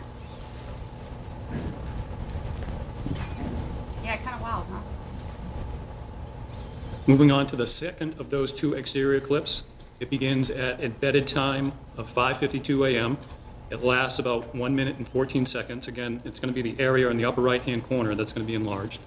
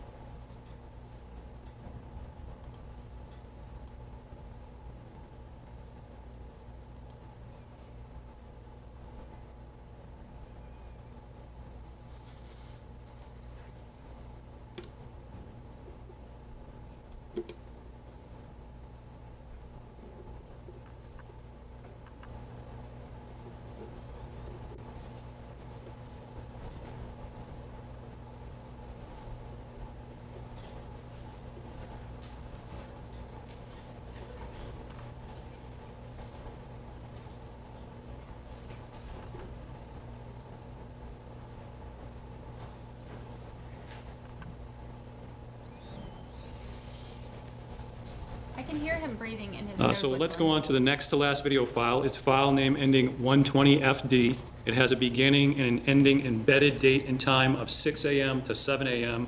on January 27th of 2017. Still from exterior cameras 3 is seen on the bottom right here. It has embedded time of 6:22 a.m. As embedded time gets closer to 7 a.m. on this particular data file, does the lighting change in the exterior surveillance footage? It does. There tends to be more light as it reaches dawn. The vehicles that are seen parked outside the residence during this last video file, or next to last video file, are they depicted on State's Exhibit 30T? They are. And are these the only two vehicles seen on surveillance cameras at the residence in this video file? They are. And at the beginning of the video file, embedded time 6 a.m., are these two vehicles seen parked as seen in these two photos? They are. At the end of the video file, about 7 a.m., are these two vehicles still at the residence in the same locations? They are. So let's focus on the vehicle in the photo on the left first, right here. This next slide is a photo on the left of the same still, along with a still photo seen earlier, and this has an embedded time of about 11 p.m. on January 26th. And the next slide is going to overlap these two photos.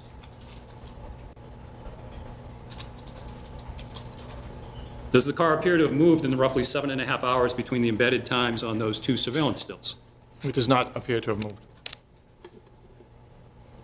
Going to the photo of the other vehicle, the other photo is, the photo from this particular data file is on the left. The other photo on the right is a still seen earlier. It has an embedded time of about 2 a.m. on January 27th. And again, the next slide are going to overlap these two photos.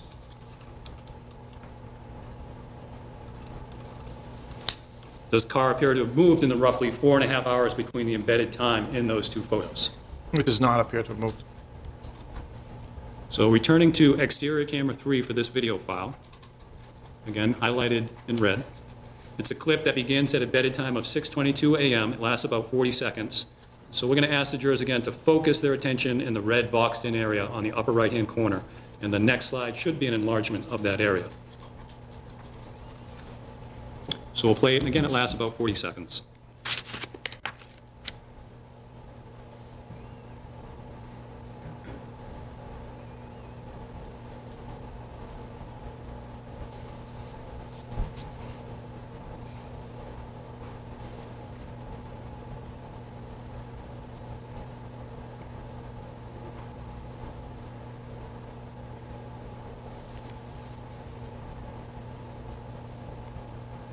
The next 3 video clips for this particular file, we're going to move on to interior camera 6, which is highlighted in blue.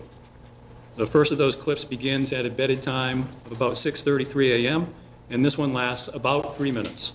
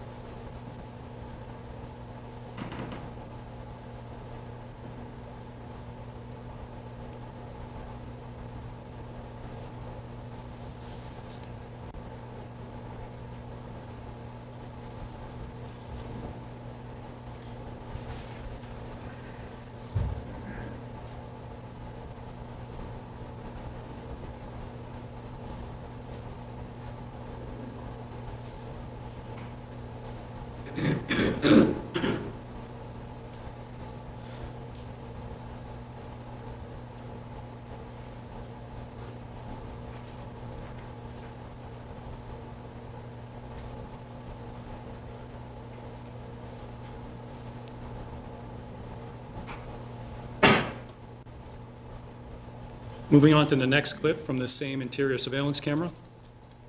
This clip begins at a embedded time of 6:39 a.m., and this clip lasts about 2 minutes and 2 seconds.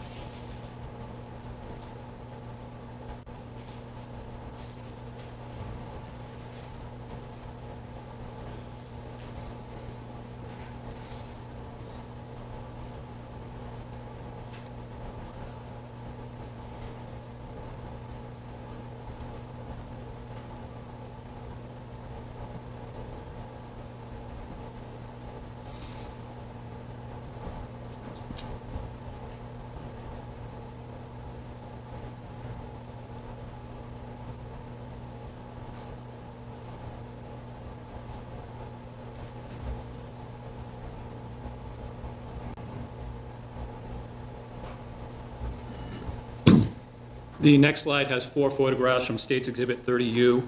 Are these still photos of the female just seen in the previous 2 video clips? They are. And the next slide is the remaining 4 photos from State's Exhibit 30U. Are they more photos, more still photos of that same female? They are. Judge, we have about 15 minutes left. You want to take the break now or continue? No, we can go for about another 15 minutes.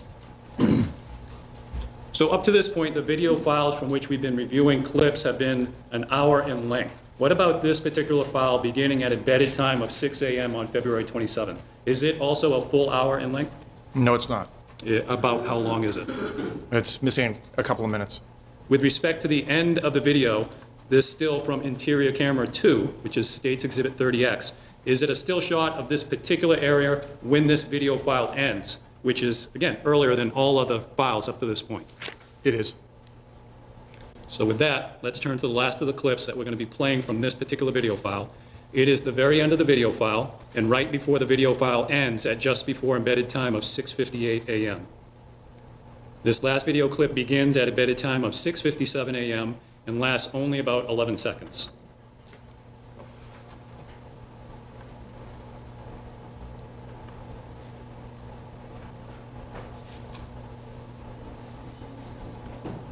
The video is going to be replayed, and the jurors are asked to focus on the man's feet and clothing, what he is wearing on his head, and what he is holding. Again, it's only about 7 seconds.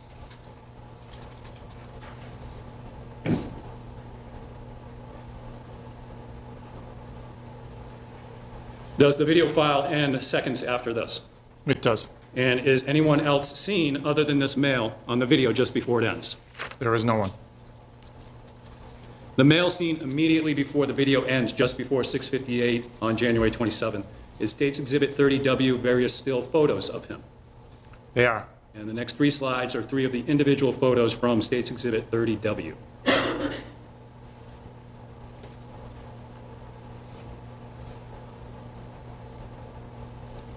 So we've reviewed on this next to last video file, video and photos from 3 of the 6 cameras, exterior cameras 2 and 3, and interior camera 6. Do the 3 photos at the top here from State's Exhibit 30B, do they depict what is seen on the remaining 3 cameras during this period on the video file from 6 a.m. to about 7 a.m.? They do. And going from left to right in the photos, from what cameras are the still shots taken? So this photo on the left is from which photo on the left is from camera 1, which covered the lower part of the driveway. And the middle surveillance photo? Middle picture is from camera 7, which is an interior camera that had covered that den area that we talked about previously. And the photo on the far right? Far right is camera 5. And that's below the porch that you described before? That's correct. So let's go to the last video file. It's a file name ending 120FE. It has a beginning embedded date and time of 9 a.m. on January 27th of 2017. But again, do you know whether the embedded time and date stamps on these video files are accurate? I do not. State 3. Does State's Exhibit 30Y, what we're looking at right now, depict the areas shown by surveillance cameras for this particular video file? They do. For all the other video files which we have reviewed footage for up to this point, how many cameras had video footage? 6. Is that the same with the last video file footage from 6 cameras? No, it's not. From what camera is there no footage in this particular file? We're no longer getting any video from camera 3. And that's the one that's X'd out in the overhead now? Correct. I want to focus on the 2 cameras indicated by the red arrows, interior camera 6, which was been highlighted in blue, and also exterior camera 5, which we actually haven't seen up to this point. Does State's Exhibit 37 show what those 2 cameras depict in the last video file compared to what was shown in the previously viewed video file that ended at embedded time 6:50? At the still photos from interior camera 6, which are the photos on the left. So the still on the left is from the last video file that ended at about 6:58 a.m.? Correct. And the photo on the right is from the last video file that we're reviewing right now? That's correct. And how many different areas or objects are circled in each of the photos? 3. So we have, appears to be an object circled here that's not indicated here. We also have an area circled here and here for comparison. And lastly, we have an area here and here for comparison? Correct. Let's go on to exterior camera 5. The still on the left here is from the last video file that ended at about 6:58 a.m. Correct. And the photo on the right is from the video file that we are reviewing right now. That's correct. And we have 2 circled areas in each photo. Yes. So we have a circled area on the left here and towards the middle of the photograph.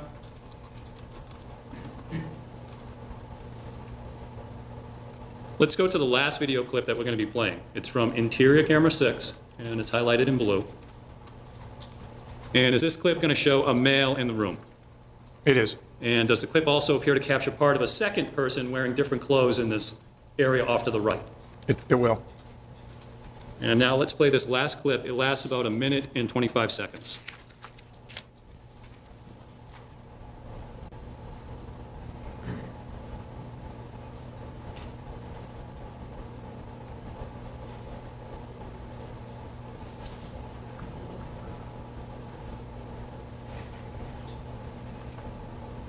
So where he's going to, that object right there, that was not seen on the surveillance footage that ended at about 6:58 a.m., right? It would not. What does that appear to be to you? Excuse me? What does that object appear to be to you? A smaller size propane tank.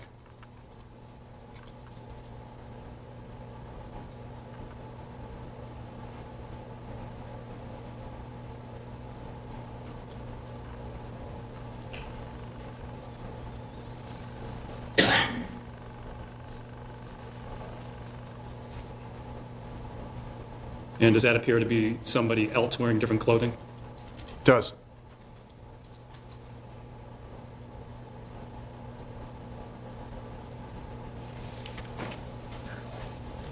We're now on State's Exhibit 30Z. Are these various still photographs from this last video clip that we played? They are. And with respect to the second person with apparently wearing different clothes, we see that in this photograph on the bottom right. It is. On the video, is that about the most that can be seen of that second person? Pretty much. And does any of the video from this video file show anyone either arriving at the house or entering the house? It does not. So focusing on the male seen in this room, the top 2 photos here. The next slide are the same 2 photos on the left. Yes. And on the right are portions of still photos the jurors saw much earlier in your testimony from State's Exhibit 30C. Is that correct? And again, focusing on the still photos on the left from the video clip just played. Moving on to the last slide, are those still 2 still photos also seen in State's Exhibit 35 in the middle? They are. One moment. I have no further questions. Thank you. All right, thank you. So, ladies and gentlemen, we'll take our morning recess now, and let's try to return at about 11:30, and then we'll work until 12:15. Okay? Thank you.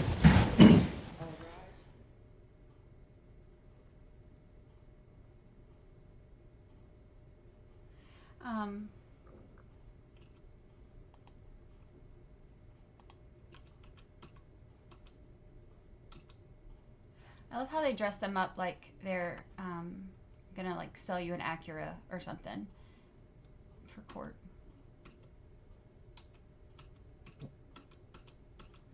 That's true, Jen Dubka. You really do never know with U.S. courts. I have, what time is it? 11:30, 12:31. So we got an hour and a half until. I guess he's just gonna sit there during the thing. We have an hour and a half until the press conference, which I've set up a separate stream for that because I didn't know we were going to be speed trialing, but I just can't ever tell y'all no. So what we'll do is we're going to watch for just a little bit longer, and then I'm going to take a little break. I need to take her OUT, and then and I've got to go downstairs and get some coffee, and then so we'll watch this for a little bit longer, take a little break, and then when we come back on the other stream, we'll watch the press conference first because it's scheduled. Those usually aren't real long, and And then we will continue with this date, or this, because this is today. This is all from today. So we'll continue with this. That way we can keep the speed trial and thing going too. Sound good? Please be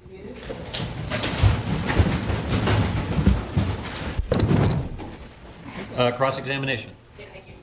Morning. Morning. Just going to ask you some questions about photos that were shown. We could have Exhibit 30C.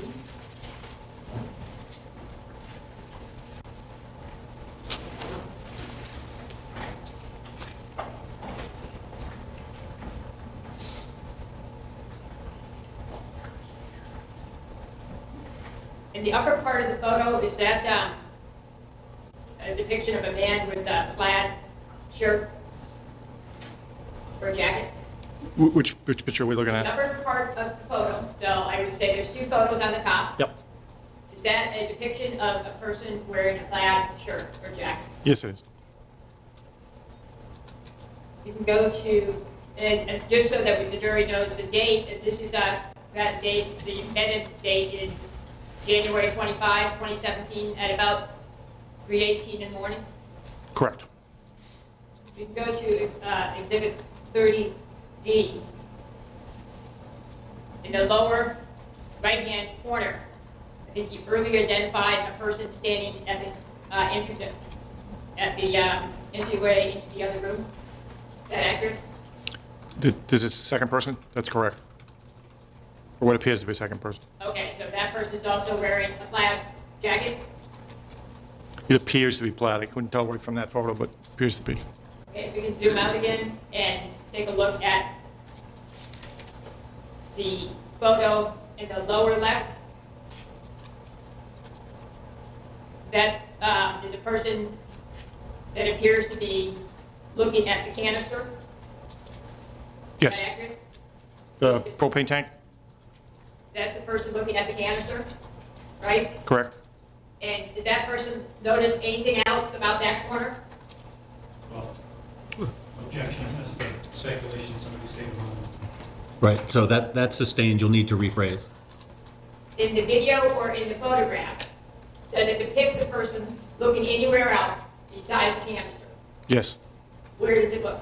Looks below about where he's standing in that area. Looks down in that direction, and And where's his attention focusing in? As it's depicted. I couldn't really tell exactly what he's looking at, but it would be in the direction down below before the propane tank.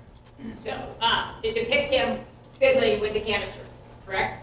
That current one would be. Okay. If I can direct your attention to Exhibit 30F.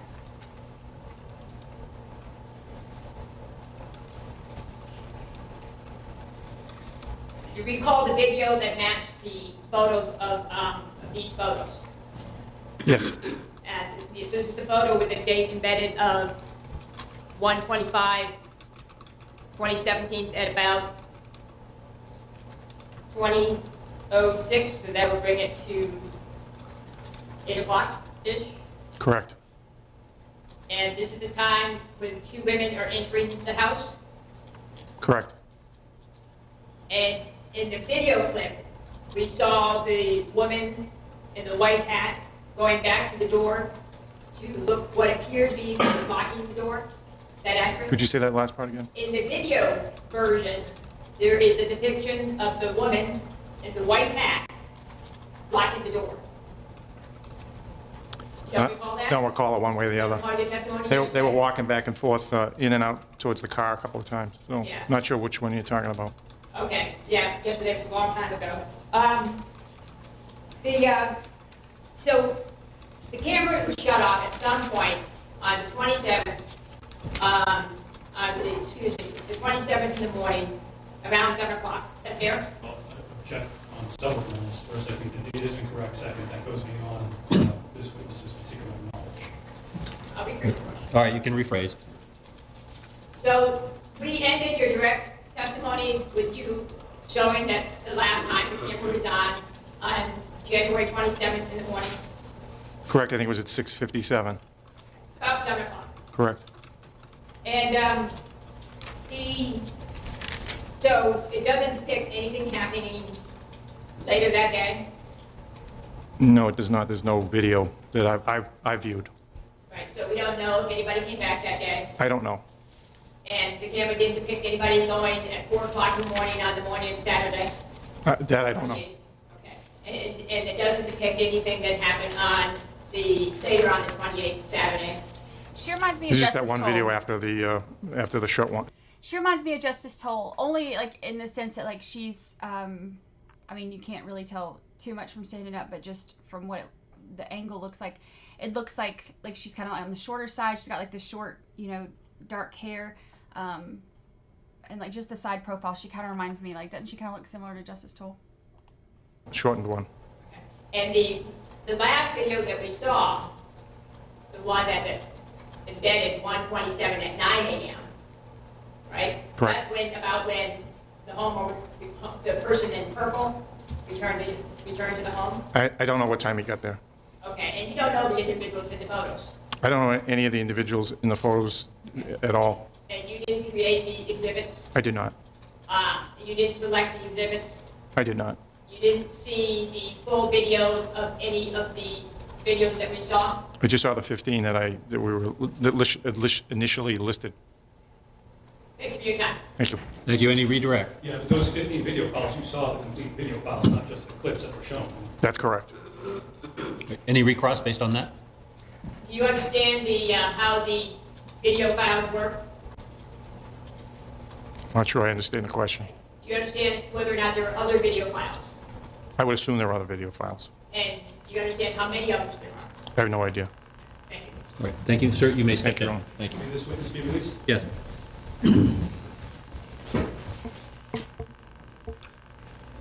All right, state, call your next witness, please. Yes, the state calls Joshua Caldwell.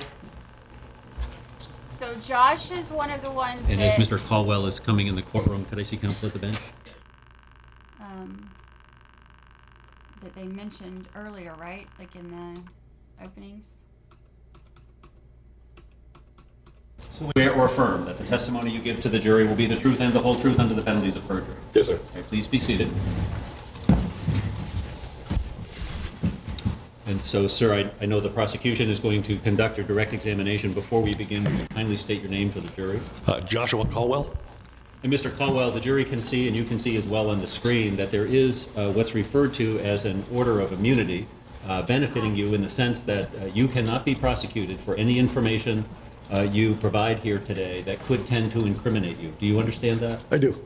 And have you had the benefit of counsel to explain the significance of an immunity order to you? I have. And do you understand that although there is an immunity order, you do have the obligation to tell the truth here? Yes, sir. And do you understand that if you do not tell the truth about a material issue, you could be prosecuted for perjury? I do. Attorney Hinckley? Thank you.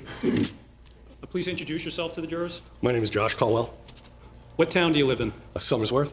And do you work? I do. And what do you do?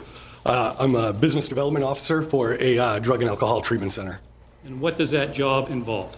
I work with different community members, different community resources, and I tell them about the program I work for, and then when somebody's in need of treatment, they'll call me up, and I'll help them get into treatment. And for about how long have you done that job for? About a year and a half.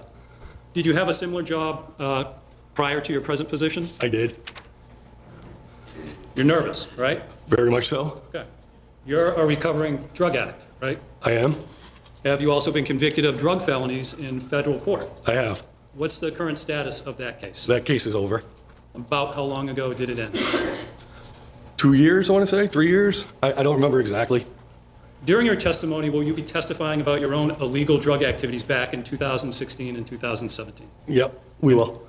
And for that, you're testifying under that grant of immunity? I am. The judge went over it with you, but I want to read it, and then I'll have some follow-up questions. Pursuant to RSA 51634, by letter dated September 13th, 2023, and accompanying motion, the Attorney General for the State of New Hampshire has requested an order from this court requiring Joshua Caldwell to provide testimony in the trial of State of New Hampshire versus Timothy Verrill, which testimony Joshua Caldwell may likely refuse to provide on the basis of his privilege against self-incrimination. In his request, the Attorney General has stated that in his judgment, the testimony of Joshua Caldwell is necessary to the public interest. Pursuant to RSA 51634, and based upon the Attorney General's request, the court orders that Joshua Caldwell shall testify in the trial of State of New Hampshire versus Timothy Verrill.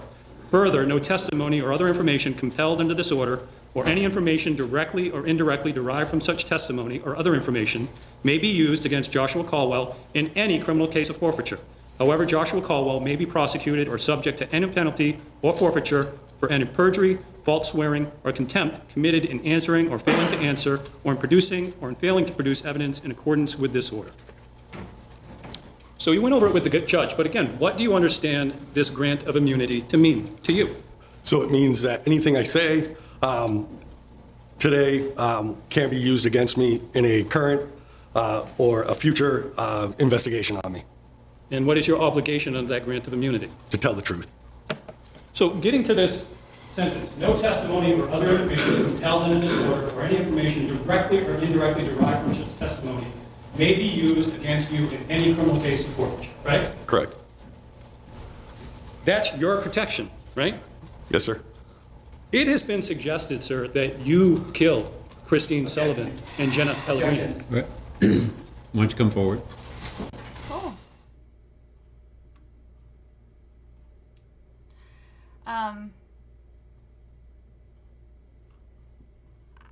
Just jumping right in there, aren't they?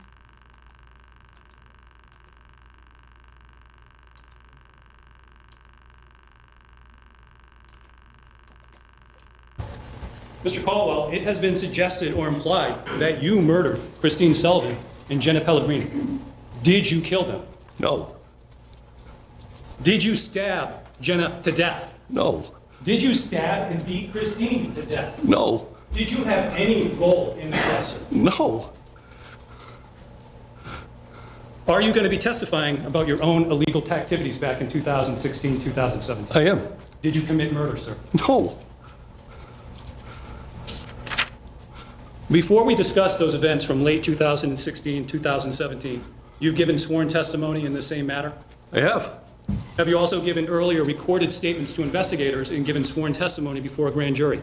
I have. Have you been given to review the trial transcript or any other transcripts from previous statements or testimony that you've been given? Have you been given the transcripts to review? No.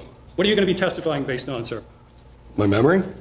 Would it be fair to say that at this time, some of your memories as to details such as telephone numbers, you may not remember that? That's correct. Are you going to be telling the jury the truth? I am. Did you kill those women, sir? No. I want to turn your attention to the beginning of 2017. In what town were you living?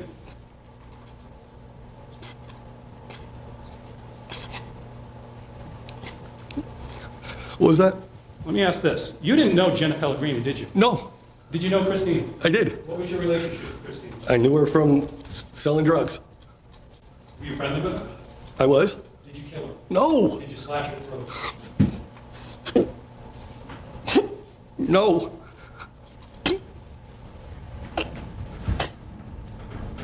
Who were you living with back at the time? My ex-girlfriend. And who was that, sir? Cassie. Do you currently have any form of relationship with Cassie? No. At the time, what was her last name? Russell. Do you even know if she still has that same last name now? I don't know. When was the last time you remember having any contacts with Cassie? That you remember? A few years ago when I was working as a bartender somewhere and she came in for a drink. Back in 2016, 2017, when you had a relationship with Cassie, where were the two of you living in Farmington? On Central Street. Was it 54 Central Street? That sounds correct. And in the beginning of 2017, you were selling drugs, right? I was. What kind of drugs were you selling back then? Real quick, I think, because I see people kind of asking. I'm no attorney, but I feel like okay, remember during the Murdaugh trial when Murdaugh took the stand and we knew that Creighton Waters was going to get up there and just like obliterate him, but obviously first his attorney gets to ask the questions, right? So the first thing that Jim Griffin does is get up there and he's like, did you kill your son? Did you, shoot your wife? And like, I think that the way they do that, like, you know, potentially the reasoning behind it. Think about if the prosecutor got up here and was like, did you do that? You didn't, did you? And then the defense attorney gets up there and it's like, you did it. So I think that it's kind of like addressing the, like, they know that he has a past in drugs. They know that the defense is going to use that against him, and they know that, you know, they're going to, you know, like, paint him as the bad guy so that, you know, their client looks like, you know, he's potentially not the bad guy. So I think it's kind of like a attorney strategy more than anything. Methamphetamine, mainly methamphetamine, but methamphetamine, generic Viagra, cocaine. Were you selling drugs with or for anyone? Yes. And who were you selling drugs with or for at the time? I was selling drugs with Dean, Christine, and Tim. Tim, that's Timothy Verrill? It is. And you see Mr. Verrill in the courtroom? Yep. And can you please identify him for the record, describe what he's wearing? He's sitting over there wearing a sweater vest, or a sweater, I don't know what, it's a sweater. May the record reflect that the witness has identified Mr. Verrill, the defendant. Any objection? It will. Mr. Caldwell, I see you get emotional when you're pointing out Mr. Verrill. He's your friend. He's your friend, right? He was my friend, yeah. We're going to be seeing a lot of text messages. There were friendly text messages between you and Mr. Verrill, right? Yep. Testifying here is hard on you for a lot of reasons, right? Yes. It's one of those reasons because you're the killer.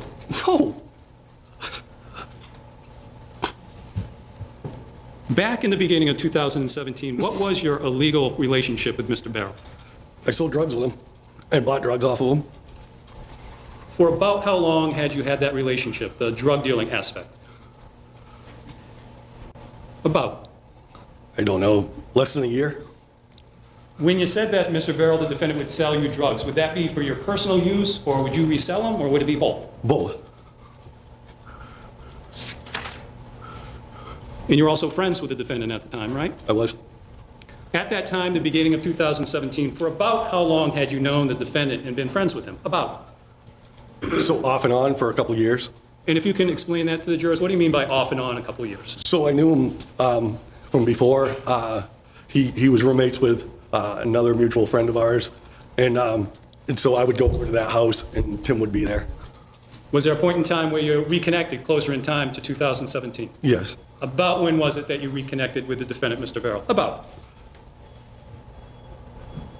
I don't know. I don't, like, summertime? I want to say somewhere around the summertime of 2016. At the end of 2016, the beginning of 2017, about how often would you and the defendant spend time together? Quite a bit. And when you say quite a bit, are we talking that you'd see each other daily, a few times a week? A few times a week. Back in the beginning of 2017, did the defendant drive a car?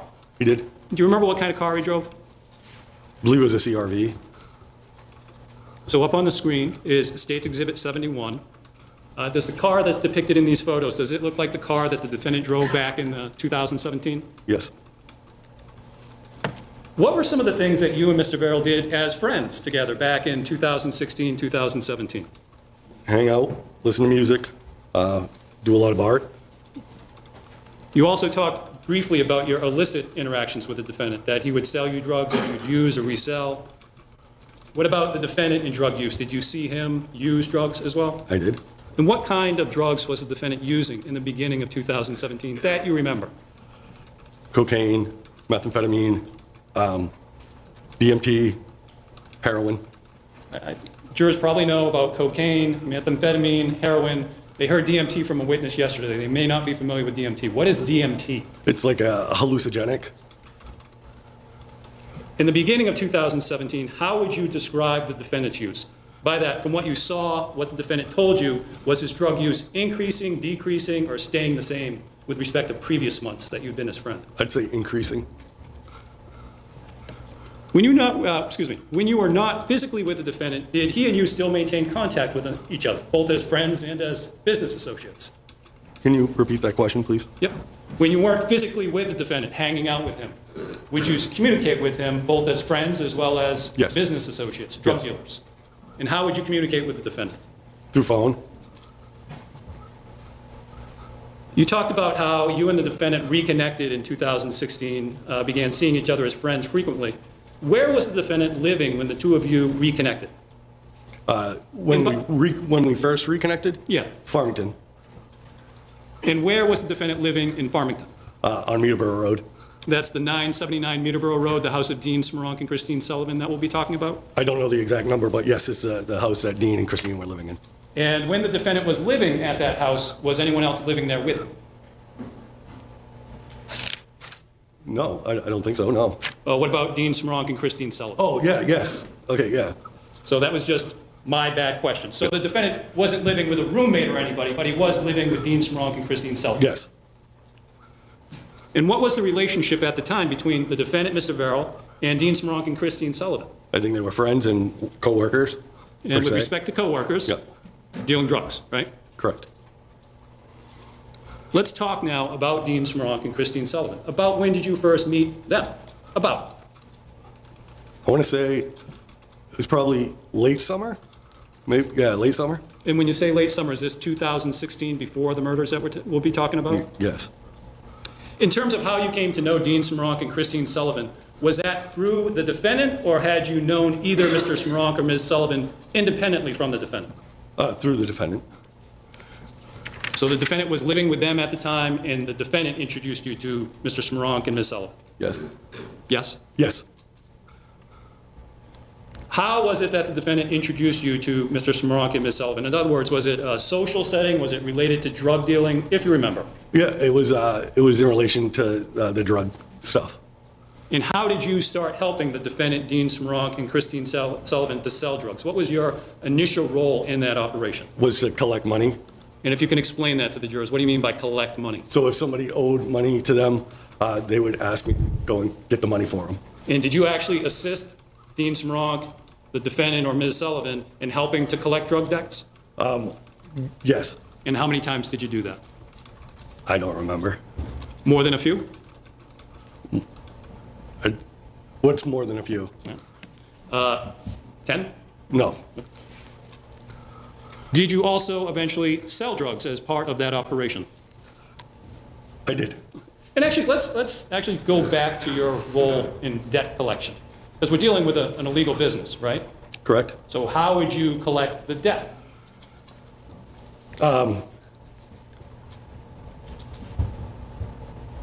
Just being aggressive. And you're a pretty big guy, right? I am. And that's what I see a lot of comments about like his mannerisms and his reactions and stuff. I think that this is one of those things where it's always hard to judge people's reactions, but keep in mind what we said earlier about like you know, when we watch these trials, there's not like just a good guy and a bad guy. Like there are people are complex, and people that have done bad things, you know, can still be good people, and people that are good people could have, you know, done bad things. Or wait, that's the same thing. Anyway, you know what I mean. His reactions to me seem like pretty much on par for where he's at in his sobriety, because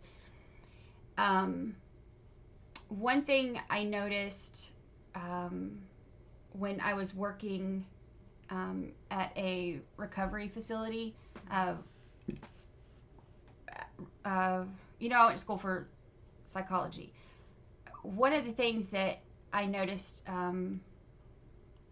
in talking to people, when you're like first into the recovery process, to come at somebody, you know, kind of the way that this attorney is, or to have to, you know, do these kind of things, when you're like kind of first into it, there's still a lot of that, like, you know, anger and denial, and there's a lot of, you know, getting defensive when, you know, you're asking questions, and it's kind of like just a different emotional process that people tend to go through when they're being questioned about things.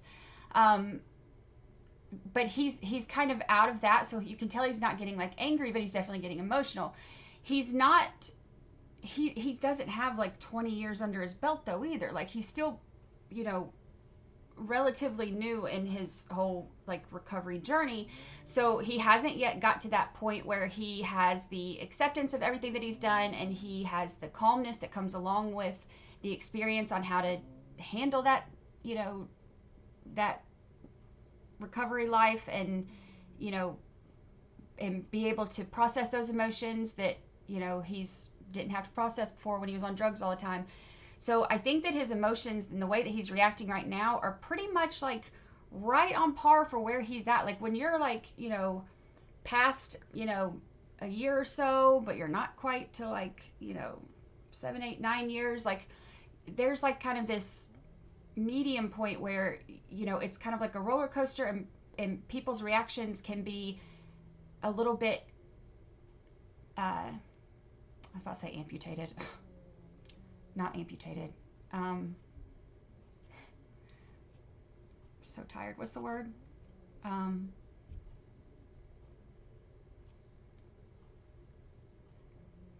What the heck's the word? Elevated. Amputated. But you know, emotions can be kind of like elevated and amplified, but he hasn't, you know, when people are going through addiction, they're not processing emotions and processing feelings and doing all the things. So then all of a sudden, once you're off all that and you're having to all of a sudden process not only the things that you've done, the mistakes that you've made, but all those feelings that you've, you know, covered up or bottled or, you know, hid with substance abuse before, all of that is all of a sudden stuff you're having to deal with too. And then, you know, here this is a very emotional situation. This is a double homicide, you know, and like these are people that he knew, and that could be very emotional. And I think that his reactions are very, she's snoring again, loud little hussy. I think that his reactions are very on par for where he's at in his recovery area. So I know that it seems strange when,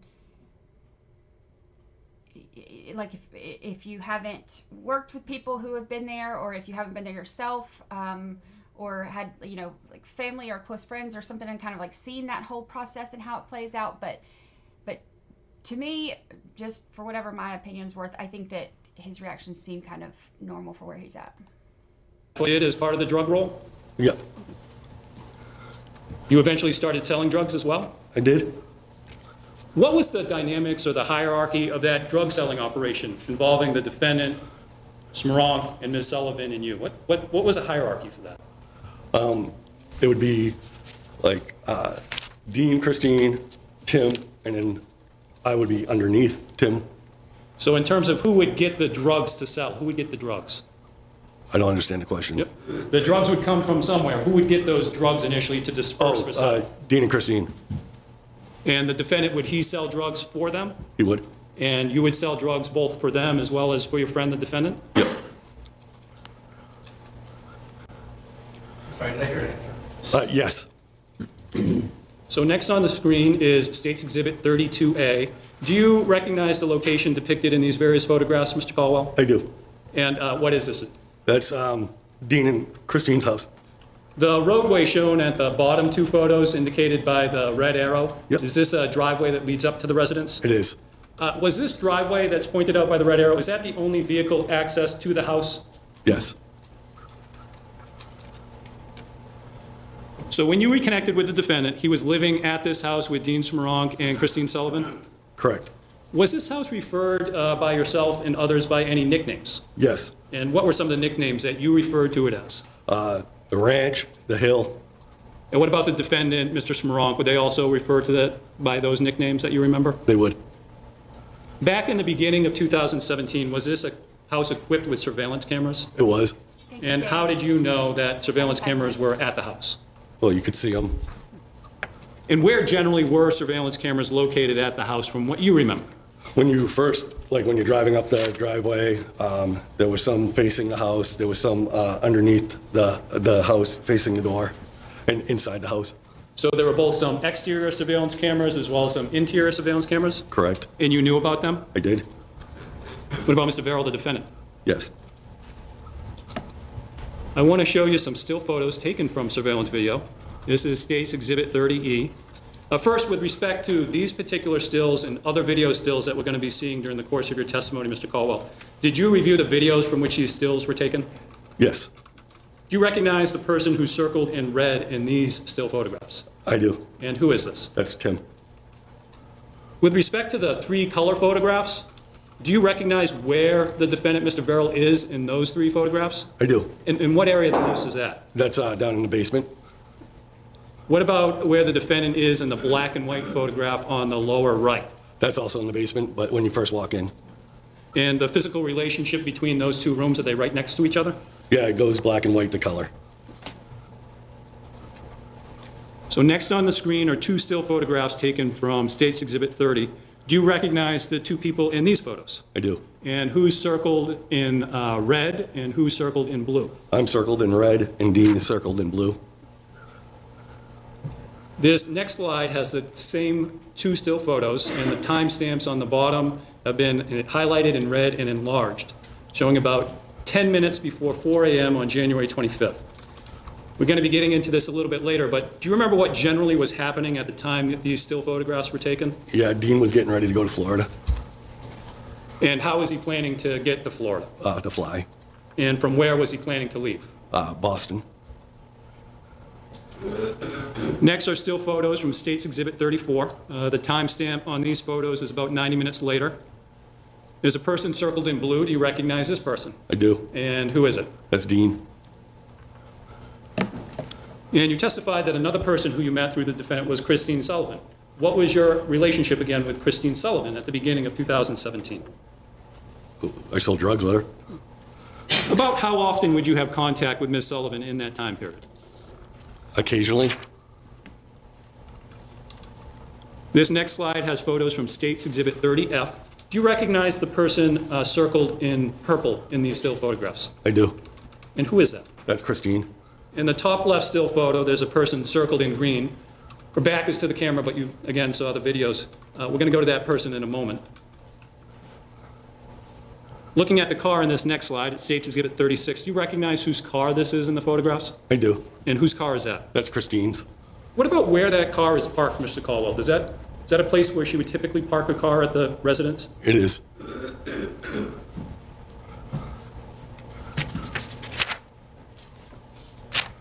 Let's go to that other woman who was circled. Do you recognize this person? I do. And who is it? That's Jenna. Okay. Back at the end of 2016, beginning of 2017, did you know a woman by the name of Jenna Pellegrini? I did not. How you came to know her, that's something that we're going to talk about later in your testimony, fair to say? It is. You spoke about this illegal drug dealing business that you were involved in with Dean Smoronk, the defendant, and Christine Sullivan. To your knowledge, was Jenna Pellegrini ever involved in that operation? I don't know. When you met Dean Smoronk and Christine Sullivan through the defendant in 2016, what was the nature of their relationship, Mr. Smoronk and Ms. Sullivan? They were dating. And they were also living together at the Meterboro Road residence? They were. And to be clear, was anyone living with the defendant, Mr. Smoronk, and Ms. Sullivan when the 3 of them lived at the house? Not that I know of. And when they were living at the house, they were also selling drugs and using that house as a base of operations, fair to say? That is correct. You said that when you reconnected with the defendant, he was living at the house on Meterboro Road. Did at some point in time he move out of that house? He did. Do you remember where the defendant moved to? And by where, I mean town, not specific address. Dover. What about Dean Smoronk and Christine Sullivan? Did they remain at the house on Meterboro Road when the defendant left? They did. After the defendant moved out of that house, did he still frequently go to the house from what you saw and what the defendant would tell you? Yes. Can I get a drink of water? Let's move. He's asking for water. My colleague's going to get you something to drink. Thank you. Apologies. You want to wait? Nope. Let's move forward to the beginning of 2017. Was the defendant living in Dover then? Yes. And did he have a girlfriend? He did, thank you. Do you happen to remember what her name was? Crystal, I think. Next on the screen are photos from State's Exhibit 12A. And again, you saw the video from which these stills were taken, right? I did. Who is the man in the white hat? And who is the woman in the red jacket next to him? That's Tim and his girlfriend. So the defendant was living with his girlfriend at the beginning of 2017. What about Dean Smoronk and Christine Sullivan? Were they still at the Meterboro Road residence? They were. At the beginning of 2017, were Dean Smoronk and Ms. Sullivan also in their personal relationship as well, the romantic relationship? They were. And how would you describe that relationship? Volatile. And how so? Dean was a jerk. I would use stronger language if I was... Yeah, you've actually used it before. How would you characterize how Dean Smoronk treated Christine Sullivan? He was a dick. Would he often talk negatively, disparagingly about Ms. Sullivan from what you heard? Yes. And would he talk negatively about her to both you and the defendant? Yes. What kind of negative things would he talk about to you and the defendant that you remember about Christine Sullivan? We just call her a bunch of heinous names. What was the nature of the relationship between those three, Mr. Smoronk, Ms. Sullivan, and the defendant, as well as yourself at this time, the beginning of 2017, pertaining to the drug selling operation? Were the four of you still selling drugs? We were. And was the hierarchy still that we talked about with Dean and Christine as the suppliers, the defendant selling both on his own and to you? Yes. While you were selling drugs at the beginning of 2017, did there come a point when you started taking over some of the defendant's buyers for him? I did. And how did that come about? Why did that happen? Just because he was becoming pretty unreliable. Who was becoming unreliable? Tim. And at this time, at the beginning of 2017, did you notice a change in the defendant's behavior? I did. And what did you see happening with respect to the defendant? What you both saw and what you experienced with him? He was just getting really paranoid, acting really off. And if you can explain that more for us. What do you mean by paranoid? What do you mean by off? And actually, to put this in context, the defendant is still using drugs at this time, I take it? He is. Still heroin, cocaine, hallucinogenics, meth? So I don't know about heroin, Objection, Your Honor.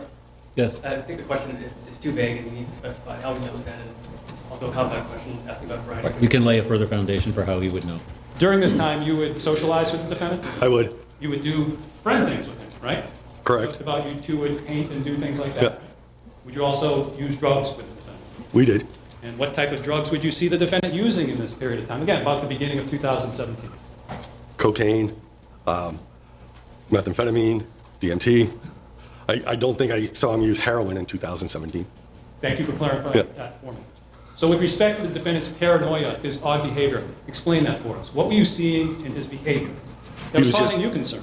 He was getting like he was forgetting things. He was getting super paranoid. He was getting pretty delusional. If you can give some examples, let's talk about the paranoia, for example. Did you ask for an example? Yes, with respect to paranoia. There was a time that I came to his house, and we were talking, and there was it looked like an old-timey camera, is what I recall, and I asked him about it, and then I don't know how long after, a couple days later, he asked me if I'd put cameras in his house to watch him. And was this something that he was relaying to you as some kind of joke based on his demeanor and how he was saying this? No. Did he sound serious? Yes. He thought you were spying on him? He did. The defendant's changed behavior as paranoia, was that something that concerned you as his friend? Yes. Was the defendant's behavior something that you talked to him about? It was. More than once? Yes. And what were some of the things that you talked to the defendant about his changed behavior? Just that I was concerned. I offered to bring him to a doctor to get it checked. What kind of doctor? Like a psychiatrist or some sort of mental health doctor, though I wouldn't have used that verbiage back then. Did you also speak to other people about the change in behavior that you observed in the defendant that concerned you during this period? Yes. Who do you remember talking to that you remember? Dean, Christine. You had your girlfriend at this time, Cassie? Yes. You remember talking to her as well? Basically. All right, sustained. At the beginning of 2017, you're selling drugs with Dean Smoronk and Christine Sullivan and with the defendant? I am. On occasion, did you discuss the drug dealing operation with any of them over a cell phone by way of text messages? I did. And when doing so, were code terms used for aspects of that drug dealing? They were. And if you could give some codes or some examples of codes that we'll probably see later in some text messages? Like snowplow accounts. I can't think of any. And in terms of snowplow accounts, what would they actually be referring to? Cocaine. You testified that as well as spending time with the defendant as friends, you would contact him by cell phone. Did you also communicate with Dean Smoronk and Christine Sullivan by cell phone? I did. More so one than the other? Yes. Who? Who would you contact more, Dean or Christine? Dean. Judge, I'm sorry, did you say 2:15 or 2:30? Well, 12:15. And yes, 12:15. So, folks, we're going to take the lunch hour now. We'll take a full hour. We're going to return at 1:15. I do have a couple of matters I have to attend to in the hour, so I apologize that it's a lengthy lunch. We'll see you at 1:15. Okay, so that's a good time for us to take our break. We got about 45 minutes till the press, a little bit more than 45 minutes till the press conference. So we can end here for a moment, and then I've got it set up to redirect you over to the next one. So when we get over there, you can, when you portal on over, hit notification so that you get notified when we go live in a little bit, and we will watch that press conference. They're supposed to have, I can't remember how they worded it, something like significant information or something like that. And it's supposed to start at 2 o'clock Eastern, 1 o'clock my time. So we'll start about, if I can get her, yeah, I got time. Take her out and get some coffee and stuff. I'll start a few minutes early, so if anybody's not familiar with the kind of like the information behind it, then we can talk about it and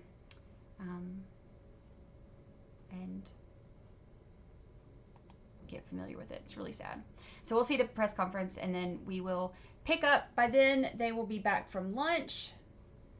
They might be about to come back now. Yeah, they're still at lunch right now. So by the time the press conference finishes, we will be almost in real time with them. So sound like a plan? All right, I've got it set up. Soto. Yep. All right, I got it set up so we can portal. So everybody, arms, legs, feet, ponytails, dogs, all inside the portal. I will see y'all in a few minutes. Look at Luce. That child. I'll see y'all in a few minutes on the other side.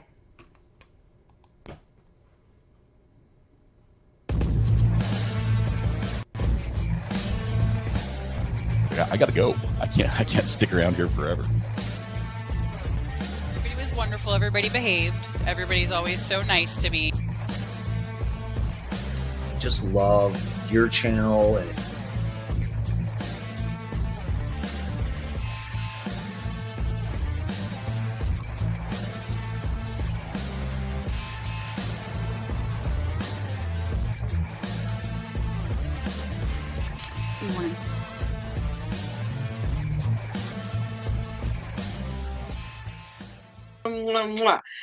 Goodbye, good people. Now, how the heck do I get out of here?